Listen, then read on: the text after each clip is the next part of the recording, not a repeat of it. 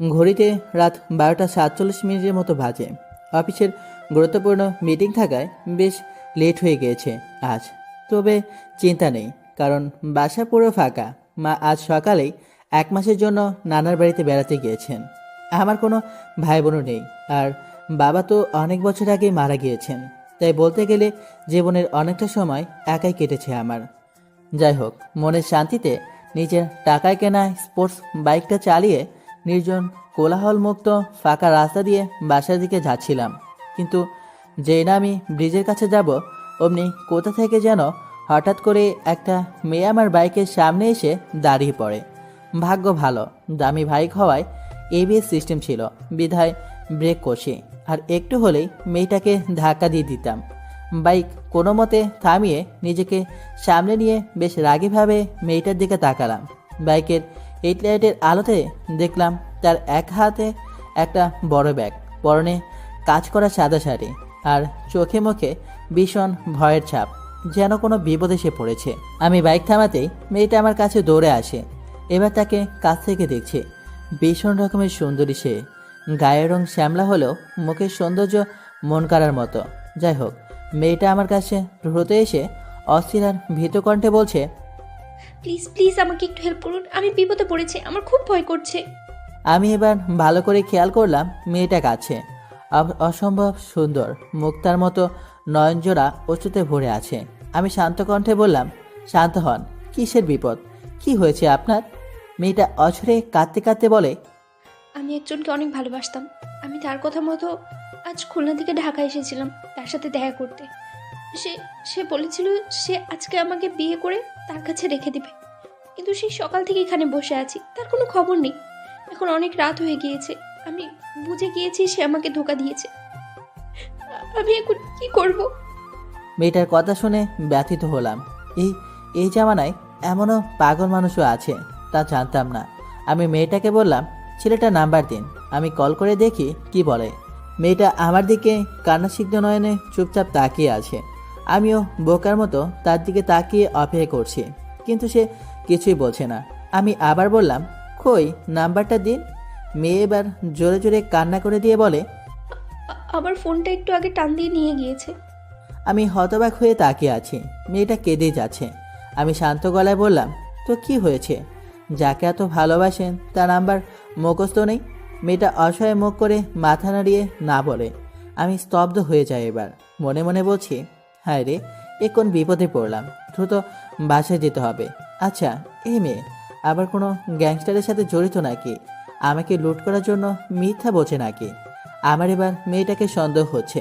আমি তাকে উদ্দেশ্য করে বললাম, তো এখন আমি কি করতে পারি আপনার জন্য? মেয়েটা আমতা আমতা করে বলে, আমাকে একটু থাকার জায়গা করে দিবেন, আমার খুব ভয় করছে। আমি থাকার কোনো জায়গা চিনি না, এখানে এসেছি অনেক কষ্ট করে। আমি এত রাতে আপনাকে কোথায় থাকার ব্যবস্থা করব? এটা ঢাকা শহর, বললেই এত সহজে সব কিছু হয় না। মেয়েটার মুখটা কালো হয়ে যায়, যেন আশা হারিয়ে ফেলেছে সে। সে আশেপাশে তাকিয়ে মাথা নিচু করে আস্তে করে বলে, যদি একটু দয়া করে আপনার বাসায় জায়গা দিতেন আমাকে, এত রাতে এখানে থাকলে আমার বড় কোনো বিপদ হয়ে যাবে। আমি এবার বুঝে ফেলি এই মেয়ের ভিতর ঝামেলা আছে, নিশ্চয়ই কোনো ধান্দা করার ফন্দি পেতেছে। আমি বাইক স্টার্ট দিয়ে বলি, এসব ধান্দাবাজি আমার সাথে চলবে না। আপনাকে চিনি না, জানি না, আমি আপনাকে সোজা বাসায় নিয়ে যাব, তারপর আমাকে মেরে আমার টাকা পয়সা সব নিয়ে পালিয়ে যাবেন। বাহ, ভালোই বুদ্ধি বানিয়েছেন, কিন্তু সরি, কাজ হলো না। আপনাকে আমি কোনো প্রকার সাহায্য করতে পারছি না। আমি গেলাম, দেখলাম মেয়েটা আশ্চর্য হয়ে মলিন মুখে আমার থেকে সরে দাঁড়ায়, যেন সে এসব কথা বিশ্বাস করতে পারছে না। আমি তার দিকে আর খেয়াল না দিয়ে বাইক টান দিলাম। লুকিং গ্লাসে তাকিয়ে দেখে মেয়েটা আইল্যান্ডের উপর বসে ব্যাগটা জড়িয়ে ধরে আবার কাঁদতে শুরু করলো। এই দৃশ্য দেখে মনে একটা কামড় দিল। ভাবলাম যে আমি কি ভুল বুঝলাম মেয়েটাকে। আমি বাইকটা একটু সামনে নিয়ে আবার স্টার্ট অফ করে চুপচাপ আড়ালে দাঁড়িয়ে লুকিং গ্লাসে মেয়েটা কি করে তা দেখার চেষ্টা করলাম। দেখলাম সে বসে বসে শুধু কেঁদেই যাচ্ছে। যদি সে খারাপ কেউ হতো তাহলে সে অন্য কাকে ধরার চেষ্টা করত, কারণ একটু পর প্রাইভেট কার আর বাইক যাচ্ছিল অনেক, সে চাইলে তাদেরকেও আটকাতে পারত। কিন্তু মেয়েটা বসে বসে কেঁদেই যাচ্ছে, তাহলে আমি মেয়েটাকে ভুলই বুঝেছি। মনটা খারাপ হলো। বাইকটা আবার স্টার্ট দিয়ে মেয়েটার কাছে গেলাম। সে আমাকে দেখে পুরো অবাক, কিন্তু পরক্ষণেই মাথা নিচু করে আগের মতো কাঁদতে থাকলো নিঃশব্দে। আমি বাইক থেকে নেমে তার সামনে গিয়ে হাঁটুতে ভর দিয়ে বসলাম। সে আমার দিকে তাকালো, কিন্তু কিছু বলল না। বোধহয় রাগ করেছে আমার আগের কথাগুলো শুনে। আমি এবার মেয়েটাকে বললাম, আমার বাসার বর্তমানে আমি ছাড়া কেউ নেই। আপনি কি তাও আমার বাসায় যাবেন? ভয় করবে না আপনার যদি আমি কোনো ক্ষতি করি আপনার? মেয়েটা কিছুক্ষণ আমার দিকে তাকিয়ে থেকে মাথা নিচু করে বলল, আপনি খারাপ হলে কখনোই আবার আসতেন না, আর আমাকে এটাও বলতেন না যে আপনার বাসায় কেউ নেই। আমি এতটুকু বুঝি। আপনার মতো মেয়ে মানুষও যে দুনিয়া আছে জানা ছিল না। কেমন মানুষকে ভালোবাসলেন যে আপনাকে এরকম একটা বিপদে ফেলে দিল? যাই হোক, আজ রাতটা আমি আপনাকে আমার বাসায় থাকতে দিতে পারি, কিন্তু কালকে সকালে অবশ্যই খুলনা ফিরে যাবেন আপনার বাবা মার কাছে। মেয়েটা চুপচাপ মাথা নাড়িয়ে আচ্ছা বলল। আমি উঠে দাঁড়িয়ে বললাম, তাহলে চলুন, আপনাকে নিয়ে যাই আমার বাসায়। মেয়েটা উঠে দাঁড়িয়ে বাইকের কাছে আসলো, কিন্তু বাইকে না উঠে কিছুক্ষণ ভেবে বলল, আচ্ছা বুঝলাম আপনি ভালো, কিন্তু আবার পরে খারাপ হয়ে যাবেন না তো? সত্যি করে বলুন প্লিজ, আমি খুব বিপদে আছি, বুঝতে পারছেন?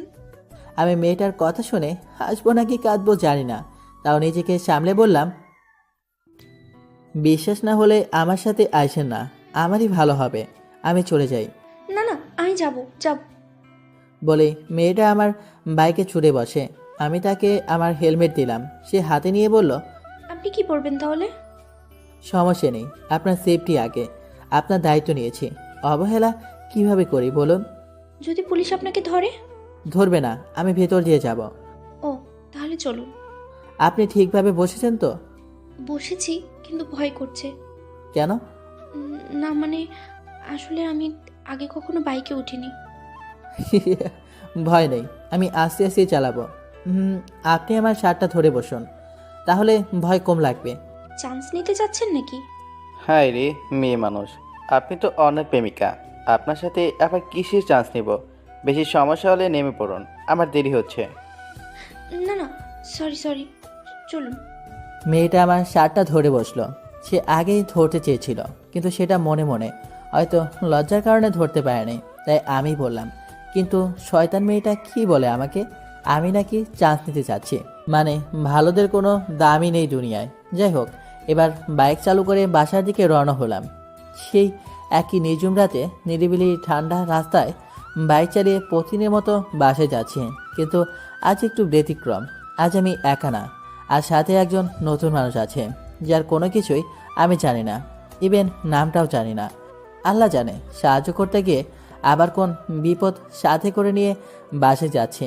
কোনো রকম না ঘুমিয়ে আজ রাতটা পার করে আগামীকাল সকালেই ওনাকে খুলনা পাঠিয়ে দেব। মনে মনে এসব ভেবে বাসার দিকে এগিয়ে যাচ্ছে, তাও আবার অন্যের গার্লফ্রেন্ড নিয়ে। কি কপাল আমার, দেখা যাক বাসায় গিয়ে কি হয়। অপরিচিতা মেয়েটাকে নিয়ে রাত 2টা নাগাদ বাসায় এসে পৌঁছালাম। মনের মধ্যে খুব ভয় ভয় করছে, না জানি কোন বিপদে পড়ি। পার্কিং লটে বাইকটা পার করে মেন গেটের সামনে আসলাম মেয়েটাকে নিয়ে। সে বেশ চুপচাপ আমাকে শুধু ফলো করে যাচ্ছে, কিন্তু এখন একটা বড় বিপদ সামনে। আর সেটা হলো দারোয়ান চাচা। বেশ বয়স্ক আর অভিজ্ঞতা সম্পূর্ণ একজন মানুষ। সে আমাকে খুব পছন্দ এবং সম্মান করে। সে যদি এই রাতে আমাকে একটা মেয়েকে নিয়ে আসে দেখে, তাহলে আমার মানিজ্য তো যাবেই, উল্টো কেলেঙ্কারিও হতে পারে। তাই মেয়েটাকে নিয়ে আড়ালে দাঁড়িয়ে ভাবছি কি করা যায়। মেয়েটা আমার দিকে যে আর চোখে বারবার তাকাচ্ছে তা বেশ বুঝতে পারছি। কোন আপদের পাল্লায় যে আজ পড়লাম। যাই হোক, মাথায় একটা বুদ্ধি আসলো। আমি মেয়েটার কাছে গিয়ে আস্তে আস্তে বললাম, শোনুন, সামনে দারোয়ান চাচা আছে।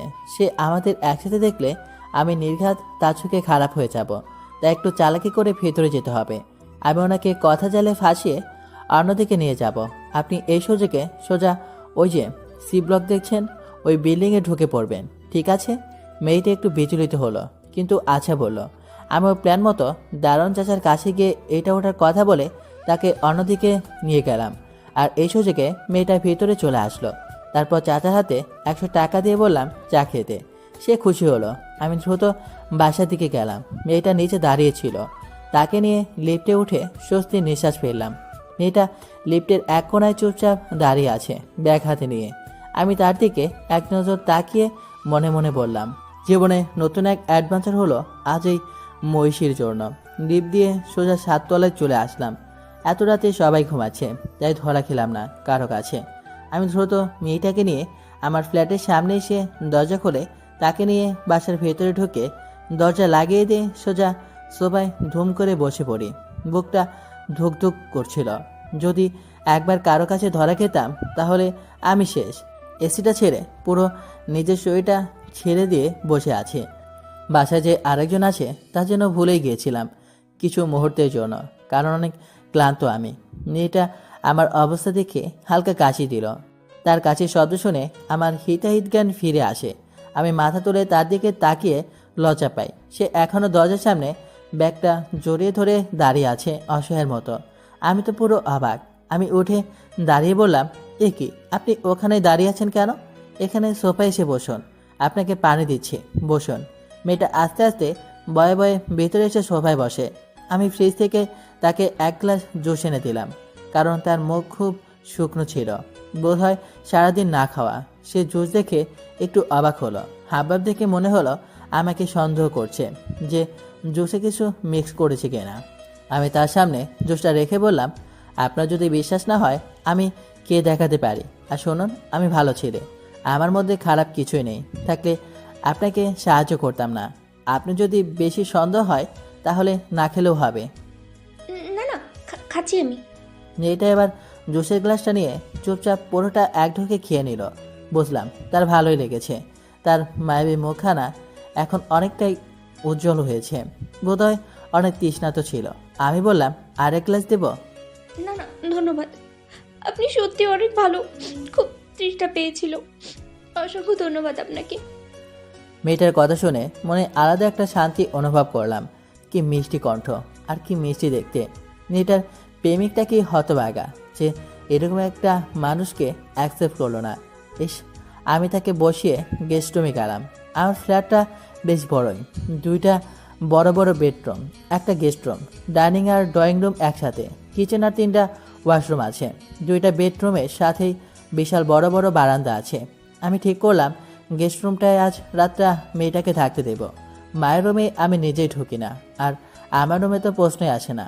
সো গেস্টের জন্য গেস্ট রুমেই পারফেক্ট হবে। তাই আমি দ্রুত মেয়েটার জন্য রুমটা গুছিয়ে দিলাম। তারপর হল রুমে এসে তাকে উদ্দেশ্য করে বললাম, ওই গেস্ট রুমটায় আজ আপনি থাকবেন। এটা ওয়াশরুম, দরকার হলে ব্যবহার করতে পারেন। মেয়েটা মাথা নিচু করে ধন্যবাদ বলে গেস্ট রুমে চলে গেল। আমি আমার রুমে এসে বাসার জামা কাপড় নিয়ে ফ্রেশ হতে গেলাম। মনে মনে একটু ভয় করছিল যে আবার আমাকে বাইরে থেকে আটকে দেয় কিনা। তাই দ্রুত ফ্রেশ হয়ে বেরিয়ে পড়লাম। খুব ক্ষুধা লেগেছে, তাই কিচেনে গিয়ে ফ্রাইড রাইস আর চিকেন ফ্রাই রান্না করলাম। বলতে গেলে আমি একজন পাক্কা রাঁধুনি, কারণ তো আগেই বললাম জীবনে অনেকটা সময় একাই থেকেছি। 2টো প্লেটে খাবার নিলাম, একটা আমার জন্য আর একটা মেয়েটার জন্য। আচ্ছা, সে কখন থেকে মেয়ে মেয়ে করছে তার নামটাই তো জানা হলো না, এখনই জানতে হবে। আমি ডাইনিং রুমে খাবার রেখে গেস্ট রুমের দিকে তাকিয়ে দেখি দরজা লাগালো। মনের মধ্যে খটকা রাখলো, কি ব্যাপার, এই মেয়ে দরজা লাগালো কেন? কোনো উল্টাপাল্টা করছে না তো আবার? আমি ঢকিলে আস্তে আস্তে রুমের সামনে গিয়ে দরজায় কান পাতলাম। কোনো সারা শব্দ নেই। মনের মধ্যে অজানা ভয় বাসা বাঁধতে শুরু করলো। আমি আরও ভালো করে কান পেতে শোনার চেষ্টা করছি। অমনি দরজা খুলে যায়, আর আমি রীতিমতো মেয়েটার গায়ের উপর পড়ে যেতে নেই। মেয়েটাও আমাকে এইভাবে দেখে থতমত খেয়ে যায়। আমিও কোনো মতে নিজেকে সামলে অন্যদিকে সরে যাই, কিন্তু লজ্জায় মরে যাচ্ছে এখন। মেয়েটা দূরে সরে দাঁড়িয়ে ভীতকণ্ঠে জিজ্ঞেস করে, এই, আপনি কি করছিলেন এখানে? কি মতলব আপনার? হ্যাঁ, আপনি কি খারাপ কিছু করতে চাচ্ছেন? আমি কিন্তু চিৎকার দিয়ে লোক আনবো। আল্লাহ, আমাকে বাঁচাও। আমি অস্থির হয়ে তাকে শান্ত করার জন্য বলি, আরে প্লিজ, ভয় পাবে না। আমি সত্যি দুঃখিত, আপনি দরজা লাগিয়েছেন। আমি ভয় পাচ্ছিলাম যে আপনি কোনো উল্টাপাল্টা কিছু করেন কি না, তাই কান পেতে শুনছিলাম ভিতরে কি করছিলেন। আচ্ছা, কি করছিলেন আপনি দরজা দিয়ে? আমি খেয়াল করলাম মেয়েটা লজ্জায় লাল হয়ে যাচ্ছে। আরও একটু ভালো করে খেয়াল করে দেখি, আরে মেয়েটার পরনের ড্রেস তো চেঞ্জ হয়েছে। সে শাড়ি পরে এসেছিল, কিন্তু এখন সে মিষ্টি কালারের একটা কামিজ পরে আছে।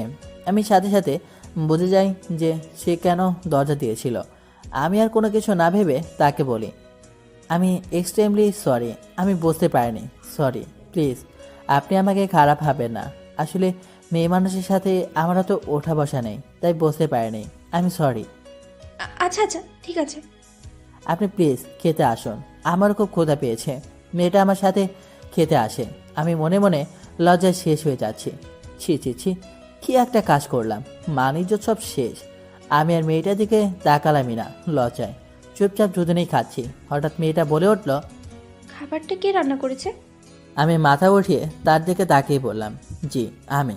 কেন, ভালো লাগেনি? কি, আপনি রান্নাও পারেন? তাও আবার এত মজা করে? জি পারি, মা শিখিয়েছে, কিংবা বলতে পারেন জীবনের প্রয়োজনে শিখতে হয়েছে। আপনি রান্না করতে পারেন? মেয়েটা অসহায় ভঙ্গি করে মাথা নাড়িয়ে না বলল। আমি না হেসে আর পারলাম না, হাসতে হাসতে বললাম, ছেলেরা নিজেদের দরকারে রান্না করে, কিন্তু মেয়েদের অবশ্যই রান্না করা জানতে হয়, না হলে শ্বশুরবাড়ি গেলে বকাঝকা শুনতে হয়। আমি কথা শেষ করে মেয়েটার দিকে তাকাতে দেখলাম মেয়েটা উজ্জ্বল মুখখানা মুহূর্তে অন্ধকার হয়ে গেল। আমি পুরো অবাক, রান্না শিখতে বলায় সে এত কষ্ট পেল। হায় হায়। আমি দ্রুত তাকে বললাম, আহা আপনি মাইন্ড করলেন নাকি? Sorry sorry. আচ্ছা, আপনার রান্না শিখতে হবে না, প্লিজ। আপনি আমার কথায় কষ্ট নিয়েন না। না না, রান্নার জন্য কষ্ট পাইনি, আসলে কিছু একটা মনে পড়েছে তাই আর কি। আমি শান্ত হয়ে বসলাম। আসলেই তো মেয়েটার সম্পর্কে আমি কিছুই জানি না। অবশ্য জেনেই বা কী হবে, সে শুধু আজ রাতের মেহমান, কাছে যার ঠিকানায়। তবে এখন আপাতত তার নামটা জানা উচিত। আমি খেতে খেতে জিজ্ঞেস করলাম, আমাদের এত কথা হলো, অথচ আপনার নামটাই জানা হলো না। আপনার নামটা জানতে পারে? জি অবশ্যই, আমার নাম মায়া। আপনার? আকাশ। সুন্দর নাম। আপনারও। এরপর আমাদের খাওয়া দাওয়া শেষ হয়। আমি সব গুছিয়ে হলরুমে এসে দেখি মায়া বসে আছে সোফাতে। আমি তার কাছে গিয়ে বললাম, অনেক রাত হয়েছে, আপনি গিয়ে শুয়ে পড়ুন, কাল সকালে আবার খুলনা রওনা হবেন। সো এখন তাড়াতাড়ি ঘুমিয়ে পড়ুন। ঠিক আছে। মায়া উঠে ফ্রেশ হয়ে গেস্ট রুমে চলে গেল। আমিও সব লাইট অফ করে আমার রুমে চলে গেলাম। রুমের দরজাটা আজ আটকে নিলাম, যদি রাতে আবার কিছু হয় তাই। আর সিকিউরিটির একটা ব্যাপার আছে। আমি খুব ক্লান্ত থাকায় দরজা লাগিয়ে বেডে গা এলিয়ে দিতেই ঘুমে দেশে হারিয়ে যাই। মায়ের কথা বাবার মতো আমার শক্তি এখন নেই, বড্ড ক্লান্ত আমি, তাই সুখের ঘুম ঘুমাচ্ছি। কিন্তু এই সুখের ঘুম বেশিক্ষণ স্থায়িত্ব পেল না। ঘুমের মধ্যে শুনছি কে যেন আমার রুমের দরজায় লক করছে। আধখোলা চোখ নিয়ে তাকে দেখে গইতে 3:35 বাজে। দরজার ওপারে কি মায়া নক করছে নাকি অন্য কেউ? অজানা এক ভয় কাজ করছে। আমি আস্তে আস্তে উঠে দরজার কাছে গিয়ে জিজ্ঞেস করলাম, কে? অন্য পাশ থেকে আওয়াজ আসলো। আমি মায়া, প্লিজ একটু দরজাটা খুলুন।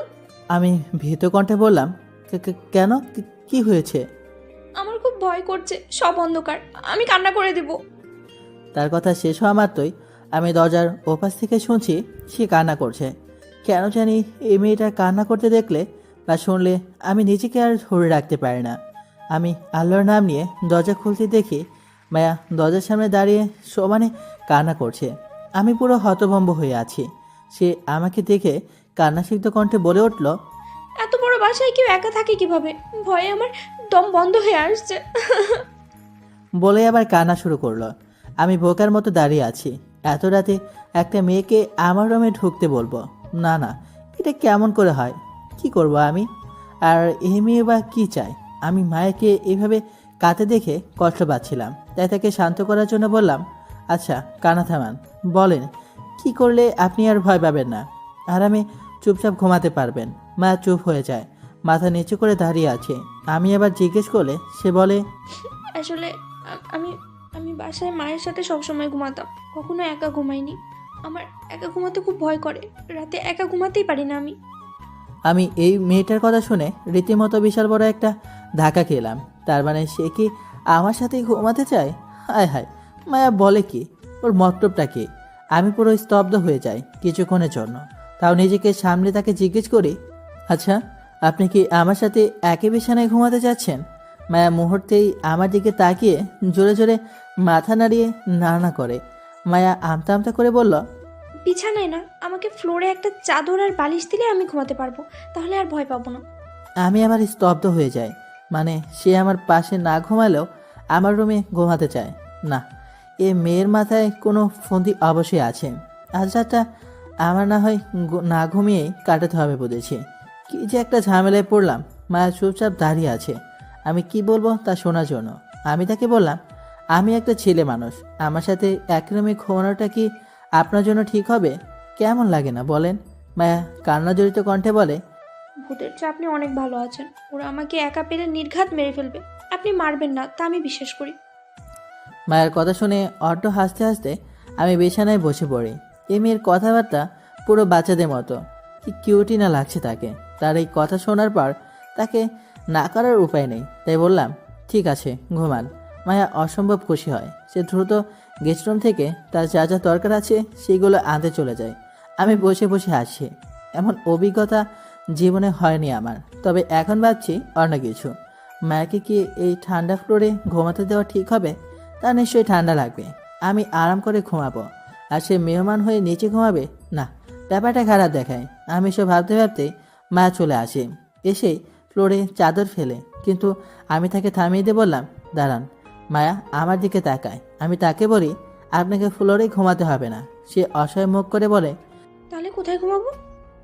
আমার বেডে ঘুমান। মায়া দুই কদর পিছু সরে গিয়ে বলল কি কি বলছেন? আমি আপনার সাথে একই বিছানায় ঘুমাবো? না না, সম্ভব না, আমি পারবো না।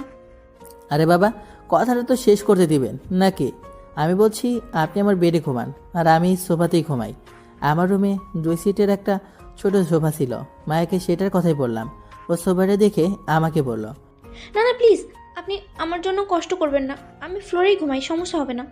আমি রসিকতা করে বললাম ঘুমান, সমস্যা নেই, কিন্তু রাতে যে ফ্লোরে তেলাপোকা আর টিকটিকিরা পার্টি করে তাদের থেকে সাবধানে থাকেন।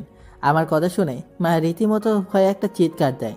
আমি হাসতে হাসতে বলি কি ঘুমাবেন না? মায়া মাথা নাড়িয়ে না বলে। আমি আরও মজা পেয়ে হাসতে হাসতে বলি তাহলে আজ রাতটা চুপচাপ আমার বেডে ঘুমিয়ে পড়েন, কাল তো বাসায় গিয়ে নিচের বেডেই ঘুমাতে পারবেন।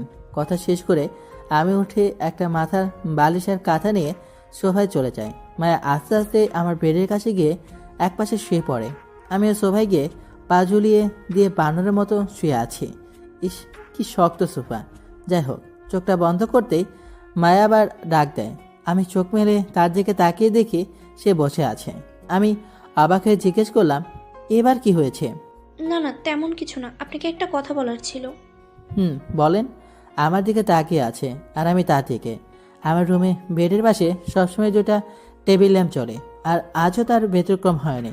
আমি সেই ল্যাম্পের আলোতে মায়ের চিহ্নিত মায়াবী মুখখানা দেখছিলাম। তার মিষ্টি গোলাপের পাপড়ির মতো ঠোঁটগুলো কেমন কাঁপছিল, যেন কিছু বলতে চাচ্ছে কিন্তু বের হচ্ছে না। মায়া হঠাৎই বলে কাল সকালে বলবো, এখন ঘুমান, আপনাকে অনেক জ্বালাচ্ছি আমি। বলে সে ঠাস করে শুয়ে পড়ে, চোখ বন্ধ করে। আমি সোফায় শুয়ে সব দেখছি। তার এরকম কাণ্ডে আমি আবারও অবাক। কি এমন কথা ছিল যে সে বলতেই পারল না? তার ঠোঁটগুলো পর্যন্ত কাঁপছিল। কি এমন কথা সে বলতে চাচ্ছিল আমাকে? চিন্তা করতে করতে কখন যেন ঘুমিয়ে পড়ি। পরের দিন সকালে ভোরের ঝলমল আলোতে আমার ঘুম ভাঙে। ঘড়িতে তাকিয়ে দেখি সকাল 8:20 বাজে। আজ শুক্রবার। সচরাচর এই দিনে আমি 12টার আগে ঘুম থেকে উঠি না, কিন্তু আজ জানালার পাশে সবাই ঘুমানোর কারণে ঘুমটা সকাল সকাল ভেঙে যায়। অপূর্ণ ঘুম নিয়ে আস্তে আস্তে উঠে বসতেই সবার আগে মায়ের অসম্ভব সুন্দর ঘুমন্ত মুখখানা আমার চোখে পড়ে। লেখক আবিরের গল্পেই পড়েছিলাম যে একটা মেয়ে সত্যিকারের সৌন্দর্য দেখতে হলে তাকে ঘুমন্ত অবস্থায় দেখতে হবে। আমি আজ তা দেখেছি। আহ, কি মায়াবী, মলিন, নিঃস্বাকাতর তার মুখ। আমি বুঝি না কিভাবে এই মেয়ের প্রেমিক তাকে গ্রহণ করলো না। আমার মাথায় ঢোকে না ব্যাপারটা। কি জানি, সত্যিকারের প্রেম ভালোবাসা আজকালকার দিনে কোনো মূল্যই নেই। তাই তো আজও একাই আছি। মা কতবার বিয়ে করতে বলল, কিন্তু আমার কোনো মেয়েকেই পছন্দ কিংবা ভালো লাগে না। সত্যি বলতে তাদের বিশ্বাসই করতে পারে না। আজকালকার মেয়েরা শুধু মন নিয়ে খেলতে জানে। তারা একটা ছেলের অনুভব কিংবা মনের গহীন জমে থাকা ভালোবাসার কষ্টগুলোকে কখনোই বুঝতে চায় না। সবকিছু তাদের কাছে নেতেত রং তামাশা। হ্যাঁ, আমারও একজন ছিল অনেক আগে, তখন আমি কলেজে পড়তাম। কিন্তু সে যে এভাবে আমার মন ভেঙে চলে যাবে আমি তা ভাবিনি। যাই হোক, অতীত মানেই কষ্টকে স্মরণ করা, যেটা আমি চাই না। এত সুন্দর সকালটা নষ্ট হোক তাও চাই না। আমি উঠে ফ্রেশ হলাম, কারণ মায়াকে আজ যেভাবেই হোক খুলনা পাঠাতে হবে। আমি ফ্রেশ হয়ে এসে দেখি আমার বেড খালি। কি হলো, মায়া কোথায় গেল? আমি রুম থেকে বের হয়ে গেস্ট রুমে নজর দিলাম। দেখি রুম রাতের মতোই আছে। ওয়াশরুমও বাইরে থেকে লাগানো। আর মায়ের রুম তো আমি তালায় মেরে রেখেছি। তাহলে মেয়েটা সকাল সকাল গেল কই? মেন গেটের কাছে এসে দেখি সেটাও ভেতর থেকে লাগানো। তাহলে আমি একটু ভাবতেই আমার মনে পড়ে যে আমি তো আমার রুমের বারান্দাটাই দেখে নিই। আমি দ্রুত বারান্দায় গিয়ে দেখি, হ্যাঁ, মিস মায়া আমার বারান্দায় মনের সুখে দাঁড়িয়ে প্রকৃতি দেখছে। আমার বাসার সামনে অনেক বড় ফাঁকা জায়গা আছে, তাই দক্ষিণের মনোরম হাওয়া আসতে কোনো বাধাই পায় না। আমিও মাঝে মাঝে সকালে আর রাতে বারান্দায় বসে কিছু সময় কাটাই। বেশ শীতল ঠান্ডা বাতাস আসে এই ছাদতলায়, ভালোই লাগে। মায়েরও বোধ হয় তেমনই লাগছে। আমি হালকা কাছে দিলে মায়া আমার দিকে তাকিয়ে ওনাটা ঠিক করে নেয়। আমি দরজার কাছে দাঁড়িয়েছিলাম। রাতে চেয়ে মায়াকে এখন বেশ স্পষ্টভাবে দেখা যাচ্ছে। ওর গায়ের রং দুধের মতো, একটা সাদা না হলেও ওর গায়ের রংটা বেশ মন কাড়া। আমাকে দেখে মায়া লজ্জা পেল আর আস্তে করে শুভ সকাল বলল। আমিও হেসে তাকে সকালে শুভেচ্ছা জানালাম আর বললাম, আপনি ফ্রেশ হয়ে নিন, আমি নাস্তা নিয়ে আসি। খেয়ে আমরা রেল স্টেশনে রওনা হব। আপনাকে খুলনা ট্রেনে উঠিয়ে দেব, তারপর আপনি আপনার বাসায় আর আমি আমার। দেখলাম মায়া চুপচাপ শুধু আমার কথাগুলো শুনল, কিন্তু কোনো রকম প্রতিক্রিয়া জানালো না। আমি সেদিকে খেয়াল না দিয়ে মায়াকে বাসায় রেখে বাইরে থেকে লক করে নাস্তা আনতে চলে গেলাম। নাস্তা এনে বাসায় ঢুকে দেখি মায়া চুপচাপ মুখ কালো করে হলরুমে বসে আছে। আমি ডাইনিং রুমে নাস্তা রেখে তার কাছে এসে জিজ্ঞেস করলাম, কি হলো? আপনি এই সকাল সকাল মুখ কালো করে বসে আছেন কেন? কি হয়েছে? আপনার তো খুশি হবার কথা, আপনি আবার আপনার পরিবারের কাছে ফিরে যাচ্ছেন, তাহলে এভাবে মন খারাপ করে আছেন কেন? মায়া হঠাৎই কান্না করতে করতে বলল, আমি এখান থেকে কোথাও যাব না। আমি এই কথা শুনে ঠাস করে সোফার উপর বসে পড়ি। হায় হায়, এই পাগলি মেয়ে বললো কি? আবার কোনো বিপদে পড়লাম। আমি কোনো রকম নিজেকে সামনে নিয়ে মায়াকে জিজ্ঞেস করলাম, মানে কি বলছেন? কেন যাবেন না আপনি? কি হয়েছে? মায়া কান্না করতে করতে বলল, আমি এখন বাসায় গেলে আমার বাবা আমাকে মেরে ফেলবে।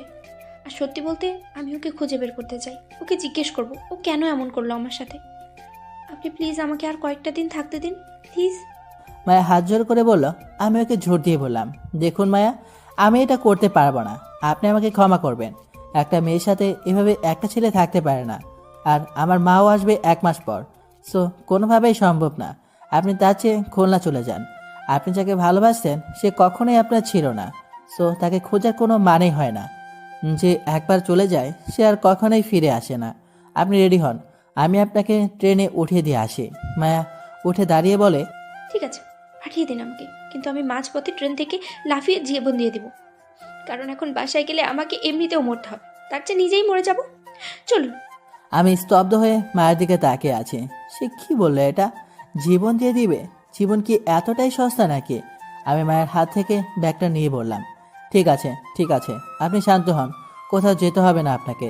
আমার পোড়া কপাল, নিজের কপালে যাকে কোড়াল মারা বলে। এখন তার কিছুই করতে পারবো না। আপনি যা বলবেন তাই হবে, তাও নিজের কোনো ক্ষতি করবে না, প্লিজ। মায়া মুহূর্তেই খুশিতে আত্মহারা হয়ে যায়। সে আমার কাছে এসে জিজ্ঞেস করে, সত্যি বলছেন তো? আমাকে আবার পাঠাতে চাইবেন না তো? না। আমি রাগায়িতভাবে তার দিকে তাকিয়ে না পড়লাম। সে খুব খুশি হলো, চোখ মুখ মুছে সবাই বসে পড়লো। আপনার বাসাটা আমার খুব পছন্দ হয়েছে, আর আপনাকেও। আপনি খুব ভালো মানুষ, অসংখ্য ধন্যবাদ আপনাকে। আমিও সবাই হেরে যাওয়ার সৈনিকের মতো বসে পড়ি আর মায়ের আনন্দমাখা মুখখানা দেখতে থাকি। হায় রে মেয়ে মানুষ, তারা চাইলে কি না পারে, কিভাবে আমাকে জিম্মি করে ফেললো মুহূর্তেই। আমি তার ব্যাগটা পাশে রেখে জিজ্ঞেস করলাম, কতদিন এখানে থাকতে চান আপনি? আমার মা এসব জানতে পারলে আমাকে মেরে ফেলবে। যদি না মারে সে আর কোনোদিন আমার সাথে কথা বলবে না। এই দুনিয়াতে আমার মা ছাড়া আমার আপন আর কেউ নেই। সো বলেন, কবে যাবেন আপনি? আপনার মা আসার আগেই চলে যাব আমি, ভয় নেই। শুধু কটা দিন একটু থাকতে দিন প্লিজ। এখন বাসায় গেলে আমার খুব ক্ষতি হবে। খেয়াল করলাম মায়া কথাগুলো বলার সময় খুব ভীতু আর চিন্তিত হয়ে বলছিল। বুঝলাম এখন গেলে তার সত্যি সমস্যা হবে। আমি পুরো ক্লান্ত হয়ে গিয়েছি সকাল সকাল এত কাহিনী দেখে। সোফায় গাটা এলিয়ে দিয়ে ফ্রেড আপের মতো বসে রইলাম। মায়া আমাকে দেখে আস্তে করে অসহায় কণ্ঠে বলছে, প্লিজ আপনি আমার উপরে রাগ করে থাকবেন না। আপনার দুনিয়ায় তো আপনার আপন মা আছে যে আপনাকে অনেক ভালোবাসে। আমার দুনিয়ায় আমার আপন কেউ নেই, কেউ না। তাই আপনার এখানে একটু আশ্রয় নিতে চাই। তারপরে সত্যি বলছি আমি চলে যাব, প্রমিস। আমি মায়ের বাচ্চামো কথা শুনে মুচকি হাসলাম। মায়া বোধ হয় তা দেখে ফেলেছে। ও আবার বলে, আপনার বোধহয় ক্ষুধা লেগেছে অনেক, আমি নাস্তা বের করে দিচ্ছি, আপনি ফ্রেশ হয়ে আসুন। আমি বুঝলাম খোদা আমার না, এই মহিষিনী ডেকেছে। আমি আবার মুচকে এসে নিজের রুমে গেলাম। মাকে একটা ফোন দিতে হবে, না হলে সে চিন্তা করবে। আমি ফোন নিয়ে সোজা বারান্দায় গিয়ে মাকে কল দিলাম। কিছুক্ষণ রিং হতেই মা ফোন ধরলো আর বলল, কি রে আকাশ, আজ তুই এত সকালে ঘুম থেকে উঠলি? কোনো সমস্যা হয়েছে বাবা? এ রে, আসলেই তো আমি তো কখনো এত সকালে শুক্রবার ঘুম থেকে উঠি না। এখন মাকে কি বলবো? মাকে আমি কখনোই মিথ্যা বলতে পারি না, তাই বললাম, না না মা, কোনো সমস্যা হয়নি। ভোরের করা আলোতে আজ ঘুমটা তাড়াতাড়ি ভেঙে গিয়েছে, তাই ভাবলাম উঠেই পড়ি। আমার কথা রাখো, তুমি কেমন আছো সেটা বলো। আমি আছি আলহামদুলিল্লাহ, ভালোই। তোর কণ্ঠটা কেমন শুকনো শুকনো লাগছে বাবা, কিছু হয়েছে? না না মা, ওই সকাল সকাল উঠেছি তো তাই। তুমি চিন্তা করো না, তুমি আরাম করে বেরিয়ে আসো। আমি তো সারাদিন বাইরেই থাকি, তুমি একা একা বসে থাকো সারাদিন। এখন ওখানে সবার সাথে আছো, আনন্দ করো, আমাকে নিয়ে চিন্তা করো না। তুই একটা বিয়ে করলে আমার আর এত দূর আসতে হতো না, আমি বৌমাকে নিয়েই ভালো থাকতাম। এই যে শুরু হয়েছে, বিয়ে শাদী আমার ভালো লাগে না, আর করলেও আর পরে। মেয়ে মানুষেরা অনেক জ্বালায় মা। মায়ের কথা ভেবেই বললাম। কি, আমি তোকে জ্বালাই? ঠিক আছে, যা, আমি আর বাসায় আসবোই না। আরে না না, তোমাকে বলিনি, তুমি তো মা, তোমার মতো ভালো মা আর কেউ হয় না। হয়েছে, মাকে আর পাম দিস না, ঠিক মতো থাকিস। রান্না বান্না নিজে না করে পারলে বাইরে থেকে এনে খেয়ে নিস। ঠিক আছে মা, আর শোনো, আমি যেই মাকে বাকি কতটুকু বলতে যাব, অমনি মায়া আমাকে ডাকতে ডাকতে বারান্দায় আসে। আকাশ মশাই, এই যে আবির মশাই, কই আপনি? আমি তো পুরাই নাই, জানের পানি একদম শুকিয়ে গিয়েছে। চোখ দুটা বড় বড় করে মায়ের দিকে তাকিয়ে ওকে টান মেরে কাছে এনে ওর মুখ চেপে ধরি হাত দিয়ে। ও দেয়ালের সাথে ধাক্কা খেয়ে অবাক হয়ে তাকিয়ে আছে। আমি দ্রুত মাকে বললাম, হ্যালো হ্যালো মা, আমার কথা কি শোনা যায়? হ্যাঁ শুনতাছি তো, তোর ওখানে মেয়েলি কণ্ঠ শুনলাম মনে হয়। হ্যালো হ্যালো মা, তোমার কথা আসে না, আমি পরে কথা বলি। ঠিক আছে, সাবধানে থাকিস। আচ্ছা বলেই দ্রুত কল কাটলাম। আজ জীবনের প্রথম মায়ের সাথে মিথ্যা কথা বললাম। মেজাজটা পুরো খারাপ হয়ে গিয়েছে আমার। মায়ের মুখ চেপে ধরেই ওকে রাগীভাবে বললাম, আপনি এটা কি করেছেন? মা শুনে ফেলেছে আপনার কণ্ঠ, এখন যদি সে সন্দেহ করে তাহলে আমার কি হবে? এভাবে কেউ কাউকে ডাকে? হ্যাঁ, মায়ার আমার মাঝে মাত্র কয়েক ইঞ্চি দূরত্ব। আমি রাগের জন্য খেয়াল করিনি ও আর আমি কতটা কাছে। আমার শক্ত হাত দিয়ে আমি ওর মুখটা চেপে আছি। মায়া অবাক হয়ে ওর অসম্ভব সুন্দর নয়নজোড়া দিয়ে আমার দিকে তাকিয়ে আছে। ওর চোখের পাপড়িগুলো বেশ বড় বড়, যার জন্য চোখগুলো আরও বেশি সুন্দর লাগছিল। আর ওর চোখ জোড়া তো একদম মুক্তার মতো ঝলমল করে। আমি রাগীভাবে তাকালেও খুব একটা সময় লাগেনি ওর রূপে হারিয়ে যেতে। মায়ের কাছ থেকে মিষ্টি একটা ঘ্রাণ আসছিল। এমন মিষ্টি ঘ্রাণ দুনিয়ার সবচেয়ে দামি পারফিউম থেকেও পাওয়া যাবে না। আমার রাগ নিমিষেই নাই হয়ে যায়। আমি ওর চোখের দিকে আর সে আমার চোখের দিকে তাকিয়ে আছে। আমাদের মাঝে সময়টা যেন থমকে গিয়েছে। আমার জীবনে মায়ের প্রথম মেয়ে, যার এতটা কাছে আমি এসেছি। আমার অতীতে যে ছিল তাকে কোনোদিন আমি স্পর্শও করিনি, কিন্তু আজ প্রথমবার শীঘ্র সকালে আমি কোনো মেয়েকে স্পর্শ করেছি, তা তার এতটা কাছে এসে। আমার হৃদস্পন্দন ক্রমশই বেড়ে যাচ্ছিল। মায়েরও বোধহয় একই অবস্থা। খেয়াল করলাম ওর পুরো মায়াবী মুখখানা গোলাপি আভা ধারণ করেছে, যার মানে হলো ও অনেক লজ্জা পাচ্ছে। আমি হিতাহিত জ্ঞান হারিয়ে ফেলেছি। আমার যে মাকে ছেড়ে দেওয়া উচিত তা আপাতত আমার মাথায় আসে না। ওর নরম মিষ্টি ঠোঁট জোড়া আমার হাতের পিছনে লুকিয়ে ছিল। আমি বেশ অনুভব করছিলাম তার স্পর্শকাতর উষ্ণতা। আস্তে আস্তে যেন আমি মায়ের মাঝে ডুবে যাচ্ছিলাম। হঠাৎই মায়ের চোখটা অন্যদিকে সরিয়ে ফেলে, আর সাথে সাথেই আমার ঘোর কেটে যায়। আমি ওর মুখ থেকে হাত সরিয়ে ফেলি। মায়া লজ্জায় মাথা নিচু করে ফেলে। আমি ওকে আস্তে আস্তে করে বললাম, সরি, এবং প্লিজ আর কখনো আমাকে এইভাবে ডাকবেন না যদি আমি করে থাকি, না হলে সমস্যায় পড়তে হবে আমাকে। মায়া মাথা নাড়ে ইশারায় হাতছা বলল। আমি খুব লজ্জা পাচ্ছিলাম, তাই দ্রুত ওকে ছেড়ে নাস্তা খেতে আসলাম। ওকেও আসতে বললাম। ও বলল একটু পর আসবে। আমি ডাইনিং রুমে চুপচাপ বসে আছি। একটু আগে কি হলো তা ভাবছি। এমন অনুভূতি কিংবা অনুভব আমার আগে কখনো হয়নি। বুকটা এখনও ধুক ধুক ধুক করছে। মায়াকে এতটা কাছ থেকে দেখে আমি কেমন জানি হারিয়ে গিয়েছি। কিছুক্ষণ পর সে আসে, এসে দেখে আমি তার জন্য বসে আছি। মায়া আস্তে করে বলে, আপনি এখনো খাওয়া শুরু করেননি? মেহমানকে রেখে একা খাওয়া যায় বলেন? আপনিও বসুন, একসাথে খেয়ে নেই। ঠিক আছে। আমি আর মায়া শেষমেশ খেতে বসলাম। খেতে খেতে ভাবছি মায়াকে নিয়ে একসাথে কিভাবে এতটা দিন থাকবো। আজ প্রথম দিনে এই অবস্থা। না, আমাকে ঠিক থাকতে হবে। আমি যতটা সম্ভব ওর থেকে দূরে দূরে থাকার চেষ্টা করব। ও ওর মতো কিছুদিন থাকো, তারপর তো চলেই যাবে। কিন্তু আমি বুঝতে পারছি না একটা মেয়ে কীভাবে এতটা মিষ্টি হয়। আমার মতো মানুষকে সে তার চোখ দিয়ে কাবু করে ফেললো। মেয়ে মানুষ বড়ই আজব সৃষ্টি। তাদের গায়ে পুরুষের মতো শক্তি না থাকলেও তাদের চেয়ে 10 গুণ শক্তিশালী পুরুষকে তারা নিমিষেই বশ করে ফেলতে পারে। আমি এসব ভাবতে ভাবতে মুচকি মুচকি হাসছিলাম। হাসতে হাসতে মায়া কীভাবে খাচ্ছে তা দেখার জন্য যে চোখ তুলে তাকাই, অমনি আমাদের চোখাচোখি হয়। মানে মায়া এতক্ষণ আমাকেই দেখছিল। মায়া লজ্জা পেয়ে চোখ নামিয়ে ফেলে। আমি অবাক হই, এই মেয়েটা আসলে অনেক দুষ্ট। এরপর আমাদের খাওয়া দাওয়া শেষ হলে আমি নাস্তার প্লেট গোছাতে নিলে মায়া আমাকে বাধা দিয়ে বলল, আপনার বাসায় ফ্রিতে কোনো কাজকর্ম না করে আমি থাকবো না। আমাকে কিছু করতে দিন। আমি রান্না বাদে বাসার বাকি সব কাজ করতে পারি। রান্না যে একেবারেই পারি না তা না, শুধু মশলাগুলো আন্দাজ করে দিতে পারি না। আরে সমস্যা নেই, আপনি মেহমান, আপনাকে কাজ করতে হবে না। আপনি বরং আরাম করুন। একদম না, আমি যতটুকু পারি করব, দিন আমাকে। বলেই আমাকে সরিয়ে দিয়ে সে সব কিছু গোছাতে শুরু করলো। আমি হলরুমে গিয়ে সোফাতে বসে সব দেখছি যে সে কিভাবে কি করছে। দেখলাম ডাইনিং টেবিলটা সুন্দর করে গুছিয়ে কিচেনে গিয়ে নাস্তার প্লেট বাটিগুলো সুন্দর করে ধুয়ে ফেললো। আমি অবাক হয়ে তাকিয়ে রইলাম। সে সত্যিই আমাকে দেখিয়ে দিল মায়া ঠিক আমার মায়ের মতো করেই কাজ করে। মা যেভাবে কাজ করে সেও সেমভাবে কাজ করে। তাই আমি আরও বেশি অবাক হলাম। সে কাজ শেষ করে এসে বলে, ঝাড়ুটা কোথায়? আমি আবার অবাক হয়ে বললাম, ঝাড়ু? আপনি ঝাড়ু দিয়ে কী করবেন? আপনাকে পিটাবো? বলেন কোথায়? কি? আমি আবার কি করলাম? আরে ঘর ঝাড়ু দিব। আরে না না, লাগবে না, আমি পরে দেবো নে। আপনি অনেক কিছু করেছেন, এবার গিয়ে রেস্ট নিন। মায়া আমার দিকে ব্রুকোসকে রাগীভাবে তাকিয়ে আছে। আমি ভয়ে হাত দিয়ে দেখিয়ে দিলাম। সে ঝাড়ু নিয়ে আমাকে আরও একবার অবাক করে দিয়ে পুরো বাসা সুন্দর করে গুছিয়ে ঝাড়ু দিয়ে ফেললো। তারপর ফ্রেশ হয়ে এসে আমার সামনে বসলো। আমি তাকে টিভি রিমোটটা হাতে দিয়ে বললাম, আপনি এবার টিভি দেখতে দেখতে রেস্ট নিন, আমি আর একটু ঘুমিয়ে গিয়ে। ঠিক আছে। মায়ের হাতে রিমোট দিয়ে আমি আমার রুমে এসে শুয়ে পড়লাম। আজ আর দরজা লাগালাম না, কারণ মায়ের উপর এখন অনেকটা বিশ্বাস হচ্ছে। যদি এখনও সে কিছু করে তাহলে সেটা আমার একান্তই কপালে লেখা ছিল। বেডে শুয়ে মনে মনে ভাবছি আজকে সকালের মুহূর্তটা সত্যি স্মরণীয় থাকবে।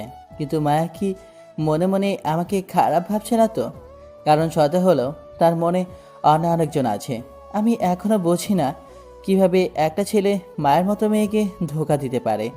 তার মতো সাংসারিক মেয়ে পাওয়া বিরল ব্যাপার এই যুগে। কিন্তু মেয়েটা রান্না পারে না কেন? তার মা ওকে শেখায়নি? পরে জিজ্ঞেস করতে হবে সব কিছু। এখন ঘুমাই। মায়ের কথা ভাবতে ভাবতে একসময় ঘুমিয়ে পড়ি। ঘুম ভাঙে জুমার আজান শুনে দ্রুত উঠে পড়ি, কারণ নামাজে যেতে হবে। উঠে হাত দিয়ে দিতে বাইরে এসে দেখি মায়া টিভি ছেড়ে সোফাতে খুব নিষ্পাপভাবে আরামে ঘুমাচ্ছে। আমি মুচকি হাসি দিয়ে টিভিটা অফ করে দিয়ে আমার রুম থেকে একটা কাঁথা এনে তার উপর দিয়ে দিলাম। সে ঘুমের মাঝেই সেটা জড়িয়ে ধরে আরও আরাম করে ঘুমাচ্ছে। আমার কেন জানি মায়ের ঘুমন্ত মুখখানা দেখতে বেশ ভালোই লাগে। অন্যরকম একটা অনুভূতি হয়। কিছুক্ষণ তাকে মন ভরে দেখে মুচকি এসে শাওয়ার নিতে চলে যায়। তারপর বের হয়ে নামাজের জন্য রেডি হয়ে বাইরে এসে দেখি সে এখনও ঘুমাচ্ছে। বোধহয় সারা রাত ঘুমায়নি, তাই এখন এত কাজ করে ক্লান্ত হয়ে ঘুমাচ্ছে। আমি তাকে কোনো ডিস্টার্ব না করে আস্তে করে মেন গেট বাইরে থেকে লক করে দিয়ে নামাজে চলে যাই। নামাজ শেষ করে অনেক বড় একটা রেস্টুরেন্টে গিয়ে মায়ের জন্য ভালো ভালো অনেক খাবার কিনেছি। তারপর সব কিছু নিয়ে বাসা দিকে আসি। দারুণ চাচা আমাকে দেখে বলেন, কি চাচা, এত খাবার আনলেন যে আজ? চাচা আম্মা বাসায় নাই তো, তাই ভাবলাম একা একা একটু পার্টি করি। দারুণ চাচা হাসতে হাসতে বললেন, ঠিক আছে যান।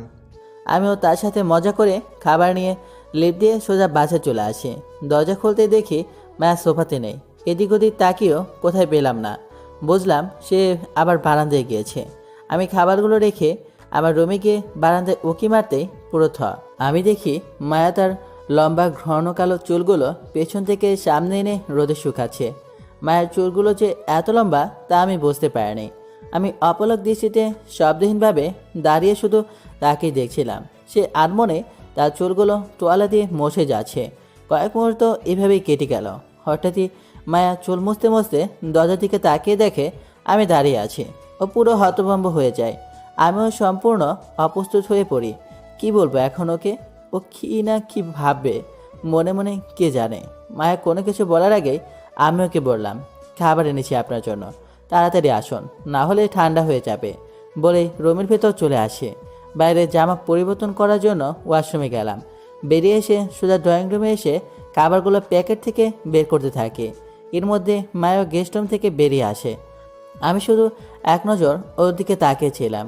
দেখলাম সে নীল কালারের একটা কামিজ পরেছে। এত বেশি সুন্দরী লাগছিল তাকে আমি বলে বোঝাতে পারবো না, কিন্তু একবারের বেশি তাকাতে পারলাম না, কারণ খুবই লজ্জাজনক কাজ করেছি একটু আগে। মায়া এসে আমার পাশে দাঁড়িয়ে লজ্জাসিক্ত কণ্ঠে বলল, আপনি বসুন, মেয়েদের কাজ মেয়েদেরই মানায়, আমি বেড়ে দিচ্ছি আপনাকে। আরে সমস্যা নেই, আমিও সাহায্য করি। মায়া আবার সেই ভুরু কুঁচকে আমার দিকে রাগীভাবে তাকায়। আমি ভয়ে চুপচাপ চেয়ারে বসে পড়ি। সে সুন্দর করে খাবারগুলো পরিবেশন করে দেয়। আমি তাকে বললাম, আপনার জন্য অনেক বড় রেস্টুরেন্ট থেকে মজার মজার সব খাবার এনেছি, সবগুলো খাবেন কিন্তু। মায়া চেয়ারে বসে খাবারগুলো দেখে বলে, এতগুলো খাবার একা কিভাবে খাবো? একা কই, আমাকে দিয়ে খাবেন না বুঝি? মায়া লজ্জা পায় আর মুচকে একটা হাসি দিয়ে ফেলে। আমি প্রথম তার মুখের হাসি দেখলাম। বিশ্বাস করুন, এই হাসি দিয়ে যেন মুখটা ঝরছিল মনে হচ্ছে। কি অমায়িক হাসি তার! আহ, মনটাই ভরে গেল। আমি মনের অজান্তেই বলে ফেললাম, আপনার মুচকি হাসিটা অসম্ভব সুন্দর। সবসময় হাসি খুশি থাকবেন, দেখবেন সব কিছু ভালো লাগবে। মায়া খেতে খেতে গম্ভীর কণ্ঠে বলল, একটা সময় অনেক হাসতাম, কিন্তু এখন হাসিটা বোঝার মতো লাগে। হাসতে খুব কষ্ট হয়। তার কষ্টমাখা কথা শুনে বুঝলাম প্রেমিকের জন্য বোধহয় মনে কষ্ট জমেছে অনেক। তাই তাকে কিছুটা সান্ত্বনা দেওয়ার জন্য বললাম, আপনি যাকে মনের প্রাণে ভালোবেসেছেন সে খুবই হতভাগা। আপনার কোনো দোষ নেই। আজকাল কয়জনই বা এরকম অন্ধভাবে কাউকে ভালোবাসে বলেন? আপনি বেঁচেছিলেন তাই ধরা খেয়েছেন। সত্যি বলতে, যারা মন প্রাণ দিয়ে ভালোবাসে জানে তাদেরকেই ভালোবাসে না।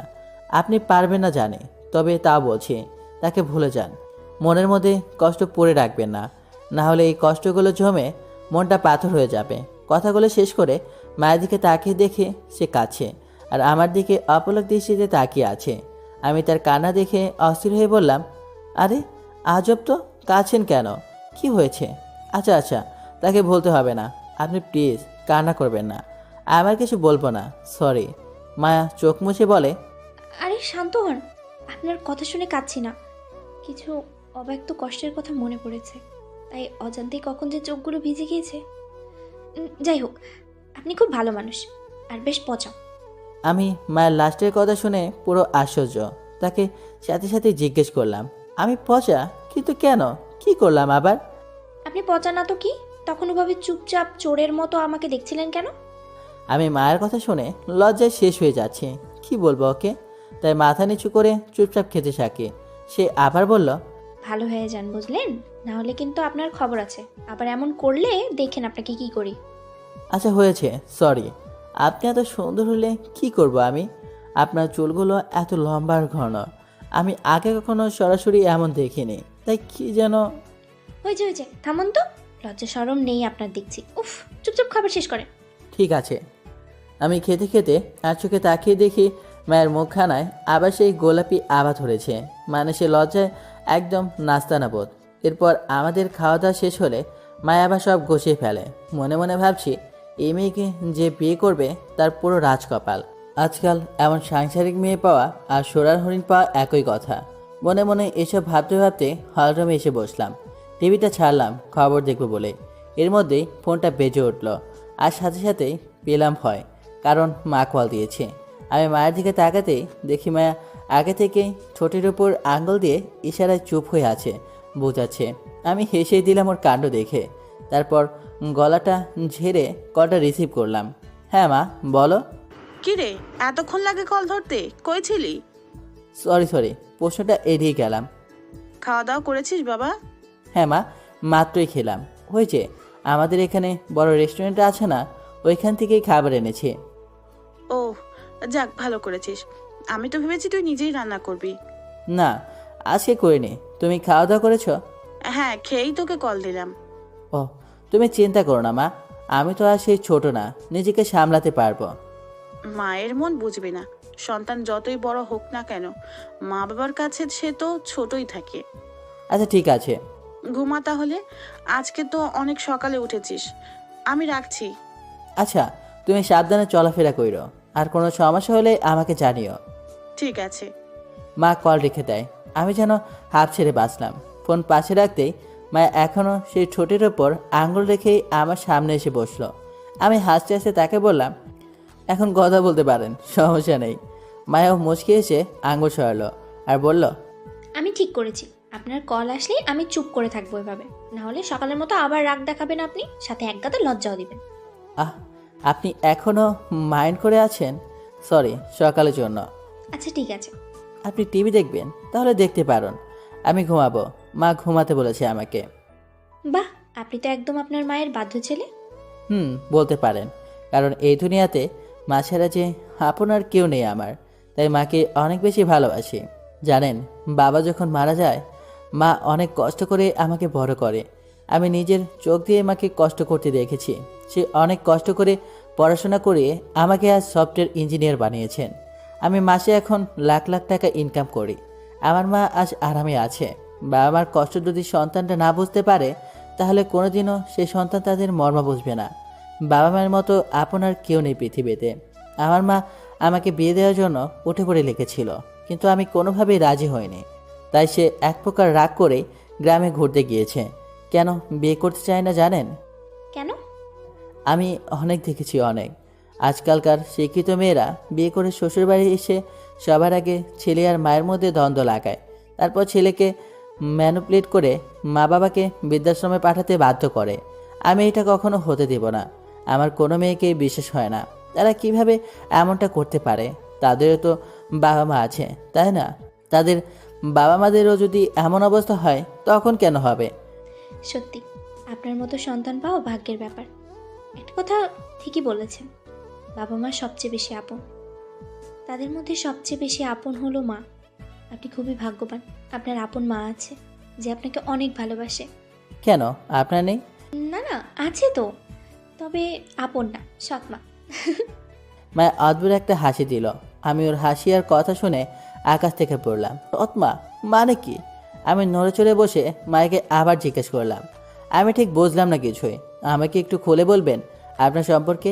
মায়া আমার দিকে কিছুক্ষণ তাকিয়ে মাথা নিচু করে বলল, আপনাকে এখন কিছু কথা বলবো, তবে আপনি আমাকে প্রমিস করেন যে আমাকে খারাপ ভাববেন না কিংবা বের করে দিবেন না। Promise, promise. আপনি শুধু বলুন, আমি সব শুনতে চাই, প্লিজ বলুন। দেখলাম মায়ের চোখ জোড়া ওষুধে ভরে এসেছে। সে আড়ালে মুছে দীর্ঘ একটা নিঃশ্বাস ছেড়ে বলতে শুরু করলো, আমি কাউকে ভালোবেসে ঢাকাতে আসিনি, কিংবা আমার এখানে পরিচিত কেউ নেই। আপনাকে রাতে যা বলেছি সবই মিথ্যা ছিল, শুধুমাত্র আপনি যেন আমাকে একটু জায়গা দিন তাই মিথ্যাগুলো বলেছি। মায়ের কথা শুনে আমি যেন আকাশ থেকে পড়লাম। এই মেয়ে বললোটা কি? তার কোনো প্রেমিক নেই, সে আমাকে মিথ্যা বলেছে। তাহলে সত্যটা কি? আমি আবার অবাক কণ্ঠে মায়াকে জিজ্ঞেস করলাম, আপনি আমাকে মিথ্যা বলেছেন কেন? আর সত্যটা তাহলে কি? আমাকে সব খুলে বলুন। মায়া অঝরে কান্না করতে করতে বলল, আমার আপন মা মারা গিয়েছে আমার বয়স যখন 15 বছর। মা মারা যাওয়ার ঠিক 3 মাস পরেই বাবা আরেকটা বিয়ে করে। আমি তখন ছোট হলেও সব বুঝি। খুব অবাক হই সেদিন যে কিভাবে বাবা মা মারা যাওয়ার মাত্র 3 মাসের মাথায় আরেকজনকে বিয়ে করে বাসায় আনে। আমার মায়ের গর্ভে শুধু আমি একাই ছিলাম। মাকে হারিয়ে আমি পুরো স্তব্ধ হয়ে যাই। আমার সাজানো সুন্দর জীবনটা হঠাৎ করে অন্ধকার হয়ে যায়। কিন্তু যখন নতুন মা আসে, বাবার উপরে কিছুটা রাগ হলেও নতুন মায়ের ভালোবাসা দেখে আমি আস্তে আস্তে ঠিক হচ্ছিলাম। কিন্তু যেই বিয়ের 6 মাস পার হয়, আপন মা আর সৎ মায়ের তফাৎটা আমি হাড়ে হাড়ে বুঝতে পারি। আমার সৎ মা আর আমাকে কাছে ডাকে না, আমাকে খেতে বলে না, আমার সাথে ভালোভাবে কথা বলে না। আমি যদি নাও খেয়ে থাকি, একবারে এসে কোনো খবরও নেয় না। একদিন খুব অসুস্থ হয়ে সারাদিন বিছানায় পড়েছিলাম। না বাবা, না আমার সৎ মা আমাকে দেখতে এসেছিল। ভাগ্য ভালো, সেদিন কোথা থেকে যেন ছোট মামা আমার প্রিয় ফল মানে লিচু নিয়ে এসেছিল আমার কাছে। এসে দেখি আমার এই অবস্থা। সেদিন মামা যদি আমাকে হাসপাতালে না নিত তাহলে হয়তো আপনার আজ এতটা সমস্যা হতো না। শুধু আপনার না, আমার পরিবারও আমাকে বোঝা থেকে বেঁচে যেত আমার। যাই হোক, সেদিন থেকে শুরু হয় বেঁচে থাকার লড়াই। আমি বুঝে যাই যে আমার আপন মায়ের সাথে আমার আপন বাবাও চলে গিয়েছে, কারণ সৎমা আমাকে ছড়াতে চাচ্ছিল। সেটা বাবা বুঝেও সৎমাকে কিছু না বলে সেও উঠে পড়ে লাগে আমাকে ভাগানোর জন্য। মামা বাড়ি নানা বাড়ি পালিয়ে পালিয়ে কোনো রকম ইন্টারটা আমি পাশ করি। আমার পড়াশোনার যাবতীয় খরচ আমার মামাই দিত, কারণ আমার সৎ মা আমাকে বের করতে সক্ষম হয়েছে বাসা থেকে। বের করবেই বা না কেন, তার অনাগত সন্তান যেন বাবার সব সম্পত্তি পায়, সেই জন্যই আমাকে সরানো। আমি পালিয়ে পালিয়ে 5টা বছর পার করি, কিন্তু এখন আর পারছিলাম না। বাবা আমাকে বাসায় বন্দি করে ফেলে, যাতে সে আর সৎমা মিলে তাদের ঠিক করা এলাকার সবচেয়ে বড় গুন্ডাটার কাছে আমাকে বিক্রি করতে পারে। বিয়ে সব কিছু ঠিক হয়েছিল, আমি তখনও ঘরে বন্দি, কিছুই জানি না। আমাদের বাসায় সেই প্রথম থেকেই কাজ করা একটা খালা ছিল, যে মায়ের সাথে থাকতো সব সময়। সে সব কিছু বুঝে তার জীবনের ঝুঁকি নিয়ে আমাকে পালিয়ে যেতে সাহায্য করে। আবি সাহেব, সে আর কি করেছে জানেন? তার জমানো 3000 টাকা আমাকে দিয়ে বলেছে, মা তুই এখান থেকে অনেক অনেক দূরে চলে যা, আর কোনোদিন আসিস না, তুই যা মা। আমি রাত 11টার ট্রেনে উঠে সকালে ঢাকায় এসে পৌঁছাই। আমি জানতাম ঢাকাতে হাতির ঝিল নামে সুন্দর একটা জায়গা আছে, তাই এখানে এসে অনিশ্চিত ভবিষ্যৎ নিয়ে বসে থাকি। আমি কোনো ফোন আনিনি, না হলে ওরা আমাকে খুঁজে বের করে ফেলবে। রাত যত গভীর হতে থাকে আমি দিশাহীন হতে থাকি। খুব ভয় করছিল, কারণ অনেকেই আমার দিকে কেমন কেমন ভাবে জানি তাকাচ্ছিল। আমার খুব ভয় করছিল, তবুও সাহস করে কারো কাছে সাহায্য চাওয়ার জন্য আরেকবার ইশারা করি, কিন্তু কেউ গাড়ি থামায়নি। তাই আপনার বাইকের সামনে চলে আসি আমি। আপনাকে দেখে কেমন যেন স্বস্তি পাই, তাই আমার এত বড় গল্প না বলে একটা মিথ্যা গল্প বানিয়ে বলি, যাতে আপনি আমাকে একটু সাহায্য করেন। কিন্তু আমি মোটেও ভাবিনি আপনি আমাকে সন্দেহ করবেন বা খারাপ ভাববেন। আমি হতাশ হয়ে যাই যখন আপনি চলে যান। ঠিক করেই এই পানিতে ঝাঁপ দিয়ে মায়ের কাছে চলে যাব। ঠিক তখনই আপনি আবার আসেন, আর তারপর তো সব আপনার জানাই।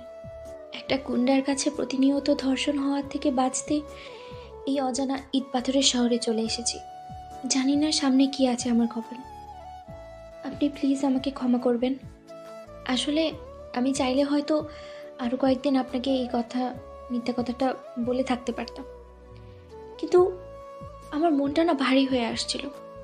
আপনি খুব ভালো একটা মানুষ, তাই আজ সত্যিটা বলে দিলাম। আমাকে ক্ষমা করবেন। আপনার যদি আমার এই সত্যগুলো শুনে আমাকে খারাপ মনে হয়, আপনি বলুন, আমি এক্ষুনি চলে যাব। কথাগুলো শেষ করে মায়া ঢুকরে ঢুকরে কাছে। আমি সম্পূর্ণ স্তব্ধ হয়ে তাকিয়ে আছি তার দিকে। আমি নিজের কানকে বিশ্বাস করতে পারছি না।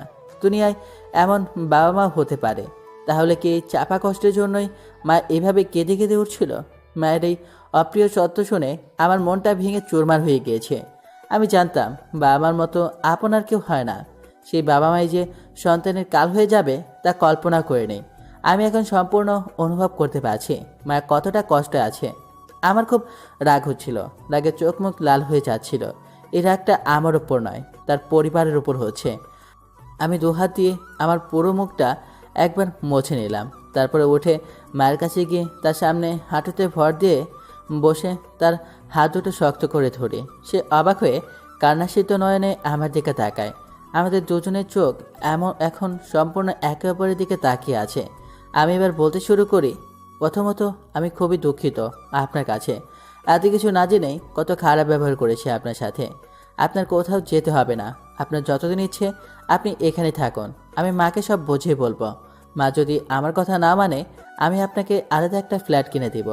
আপনি সেখানে যতদিন খুশি থাকবেন, কিন্তু আপনার কোনো ক্ষতি আমি হতে দেব না, প্রমিস করছি।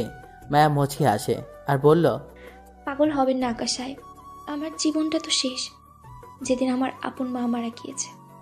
আপনার মাকে আমার কথা বলে অযথা কষ্ট আর ঝামেলা দিতে হবে না। আমি আমার নিয়তি মেনে নিয়েছি। আপনার মা আসার আগে আমি আবার আমার পরিবারের কাছে ফিরে যাব। তবে তার আগে জীবনটা শেষবারের মতো করে বাঁচতে চাই। জানি আপনার কাছে কোনো কিছু চাওয়ার আমার বিন্দুমাত্র অধিকার নেই, তবুও শেষবারের মতো একটা আবদার ভিক্ষা হিসেবে চাইবো, রাখবেন? বলুন। আপনার শহরটা আমাকে একটু ঘুরিয়ে দেখাবেন আপনার বাইকে করে? আমি কখনো কোথাও ঘুরতে যেতে পারিনি। আনন্দ কী জিনিস আমি ভুলেই গিয়েছি। তাই শেষবারের মতো এই আবদারটুকু রাখবেন আমার? আমি আর কিছুই চাই না এই সাদা কালো জীবনে। আপনি যা বলবেন তাই আমি রাজি, কিন্তু আপনার কি ফিরে না গেলে হয় না? আমি তো বলছি আপনাকে থাকতে।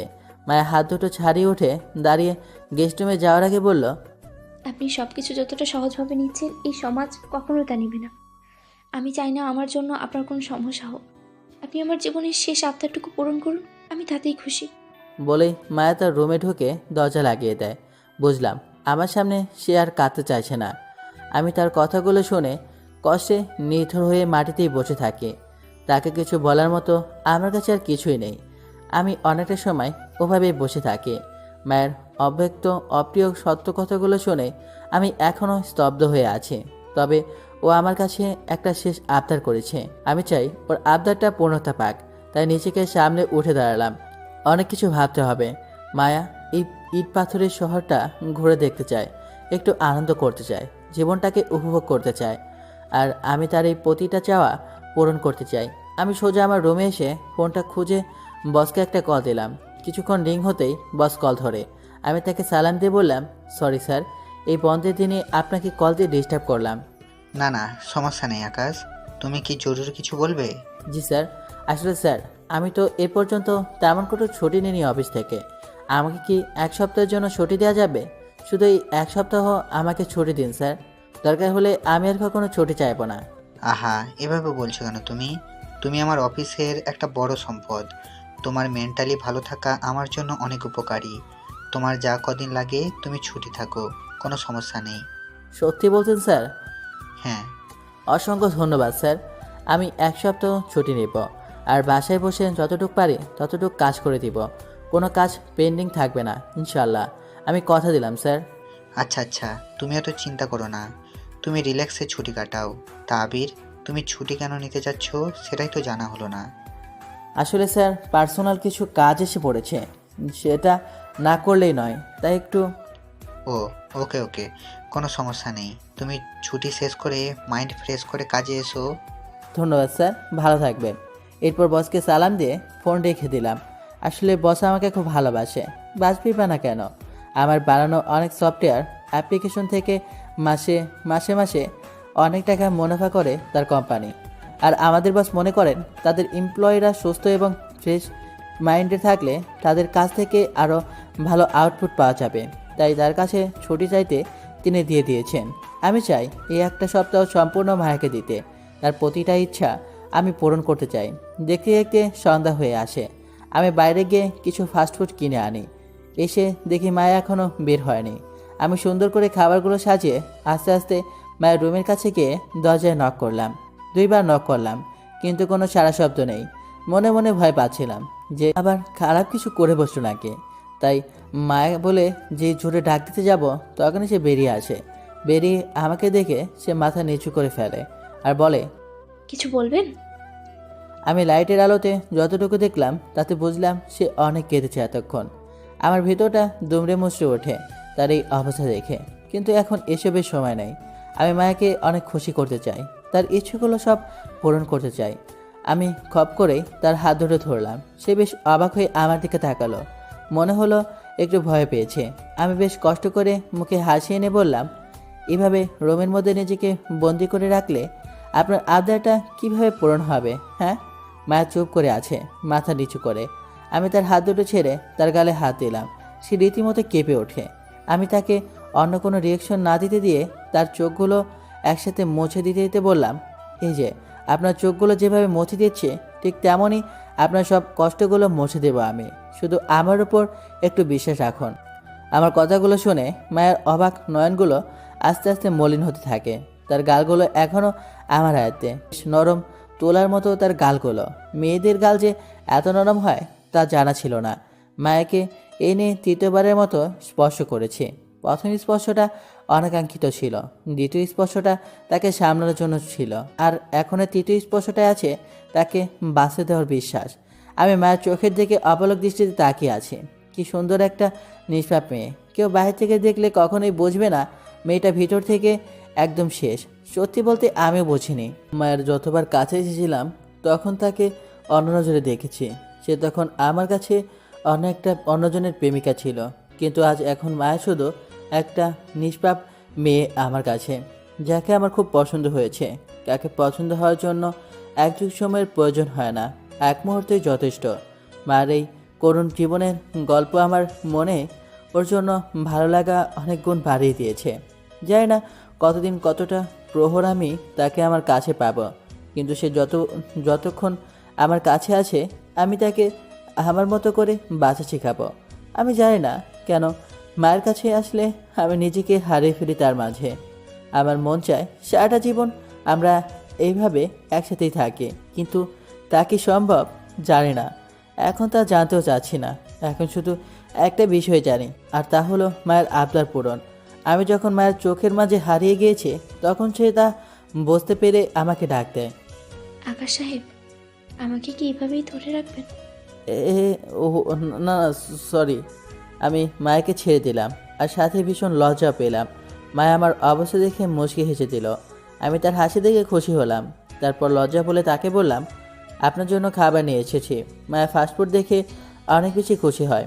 তার খুশি দেখে আমি একটু স্বস্তি পাই। এরপর আমি মায়াকে বসিয়ে দিয়ে নিজ হাতে তাকে সবগুলো খাবার বেড়ে দিলাম। সে খুব মজা করে খাবার খেতে শুরু করে। সত্যি তাকে দেখে মনে হলো মেয়েটা কখনোই এসব খাবার খায়নি। তাকে একদম বাচ্চা একটা মেয়ের মতো লাগছে। আমি তার সামনে বসে তার খাওয়া দেখছি। সে শুধু মজা করে খেয়ে যাচ্ছে। খেতে খেতে যে আমার দিকে নজর যায় সে মুহূর্তে লজ্জা পায়, আর খাওয়া থামিয়ে দিয়ে বলে, সরি, আমি একা একাই খেয়ে যাচ্ছি। আমি আপনার কথা ভাবিনি। আপনি খাবেন না? আপনার খাওয়া দেখে মনে যে শান্তি পাচ্ছি তাতে আমার মন আর পেট দুটোই ভরে যাচ্ছে। আপনি আশ করে খান, আমি দেখি। আপনিও না, নিন এটা খান। মায়া আমার দিকে একটা চিকেন ফ্রাই এগিয়ে দিল। আমি না নিলে সে কষ্ট পাবে, তাই আমি নিয়ে তার সাথে খেলাম। মায়াকে এখন অনেক খুশি খুশি লাগছে। তার চেহারা অন্যরকম একটা অচুরতা দেখা যাচ্ছে। আমি মনে মনে ঠিক করলাম তার এই অচুরতা সে যতদিন আমার কাছে থাকবে আমি ততদিন ধরে রাখবো। মায়া খেতে খেতে বলল, এই খাবারগুলোর নামই শুনে এসেছিলাম এতদিন, কিন্তু কখনো খাওয়া হয়নি। আজ প্রথম খেয়ে বুঝলাম খাবারগুলো কত মজার। আপনি সত্যি খুব খুব ভালো। আমার পেট একদম ভরে গিয়েছে। আমি টানা 3 মাস না খেয়ে থাকতে পারবো। আজ যা খেলাম। আমি মায়ের কথা শুনে হেসে দিলাম। কি যে বলেন না আপনি, এইটুকু খাবার খেয়ে 3 দিন না খেয়ে থাকবেন? আপনি আসলে একটা পাগড়ি। মায়া হঠাৎ গম্ভীর কণ্ঠে মলিন মুখে আস্তে করে বলল, এটা আমার জন্য কোনো ব্যাপারই না। আমি 3 দিন না, 4-5 দিনও একটানা না খেয়ে থাকতাম। কেউ এক গ্লাস পানিও স্বাদেনি আমার। সৎমা আমাকে সবসময় খাবার খাওয়া হলে শেষে যা থাকতো তা দিত। যদি কখনো খাবার না থাকতো তাহলে দিতও না। এমন কত রাত গিয়েছে আমি না খেয়ে ক্ষুধার্ত পেটে চোখের জলের বালিশ ভিজিয়ে ঘুমিয়ে পড়েছি। বাবা কোনোদিন আমাকে জিজ্ঞেসও করেনি আমি খেয়েছি কিনা। কি আশ্চর্য, তাই না? আসলে আপন মা যে কী জিনিস সে যখন থাকে না তখন বোঝা যায়। মা পরিবারের সবাইকে আগলে রাখে। আমার মা আমাকে আগলে রাখতো। ইস, মা যদি তার সাথে আমাকেও নিয়ে যেত খুব ভালো হতো, তাই না আকাশ সাহেব? মায়ের কথা শুনে আমার চোখ বেয়ে কান্না আসছিল। আমি সব কিছু ঝাপসা দেখছিলাম। ছেলে মানুষ, তাই মায়ের সামনে কান্না করা যাবে না। আমি ওকে বললাম আমি একটু আসি বলেই নিজের রুমে চলে আসলাম, কারণ আমি জানি আপন মানুষ হারিয়ে গেলে কতটা কষ্ট ফেস করতে হয়। আমার বাবা খুব ভালো মানুষ ছিলেন, আমাকে আর মাকে অসম্ভব ভালোবাসতেন, কিন্তু ভাগ্যের কি নির্মম পরিহাস, তাকে ছোটোকালেই হারিয়ে ফেলি। তখন বুঝি বাবার ছায়া না থাকলে জীবনটা কতটা কঠিন হয়ে যায়। তাই মায়ের কথাগুলো আমি যেন সবচেয়ে বেশি উপলব্ধি করতে পারি, যার জন্য আমি এত শক্ত মনের হওয়া সত্ত্বেও কান্নাটা চলে আসে মায়ের কথাগুলো শুনে।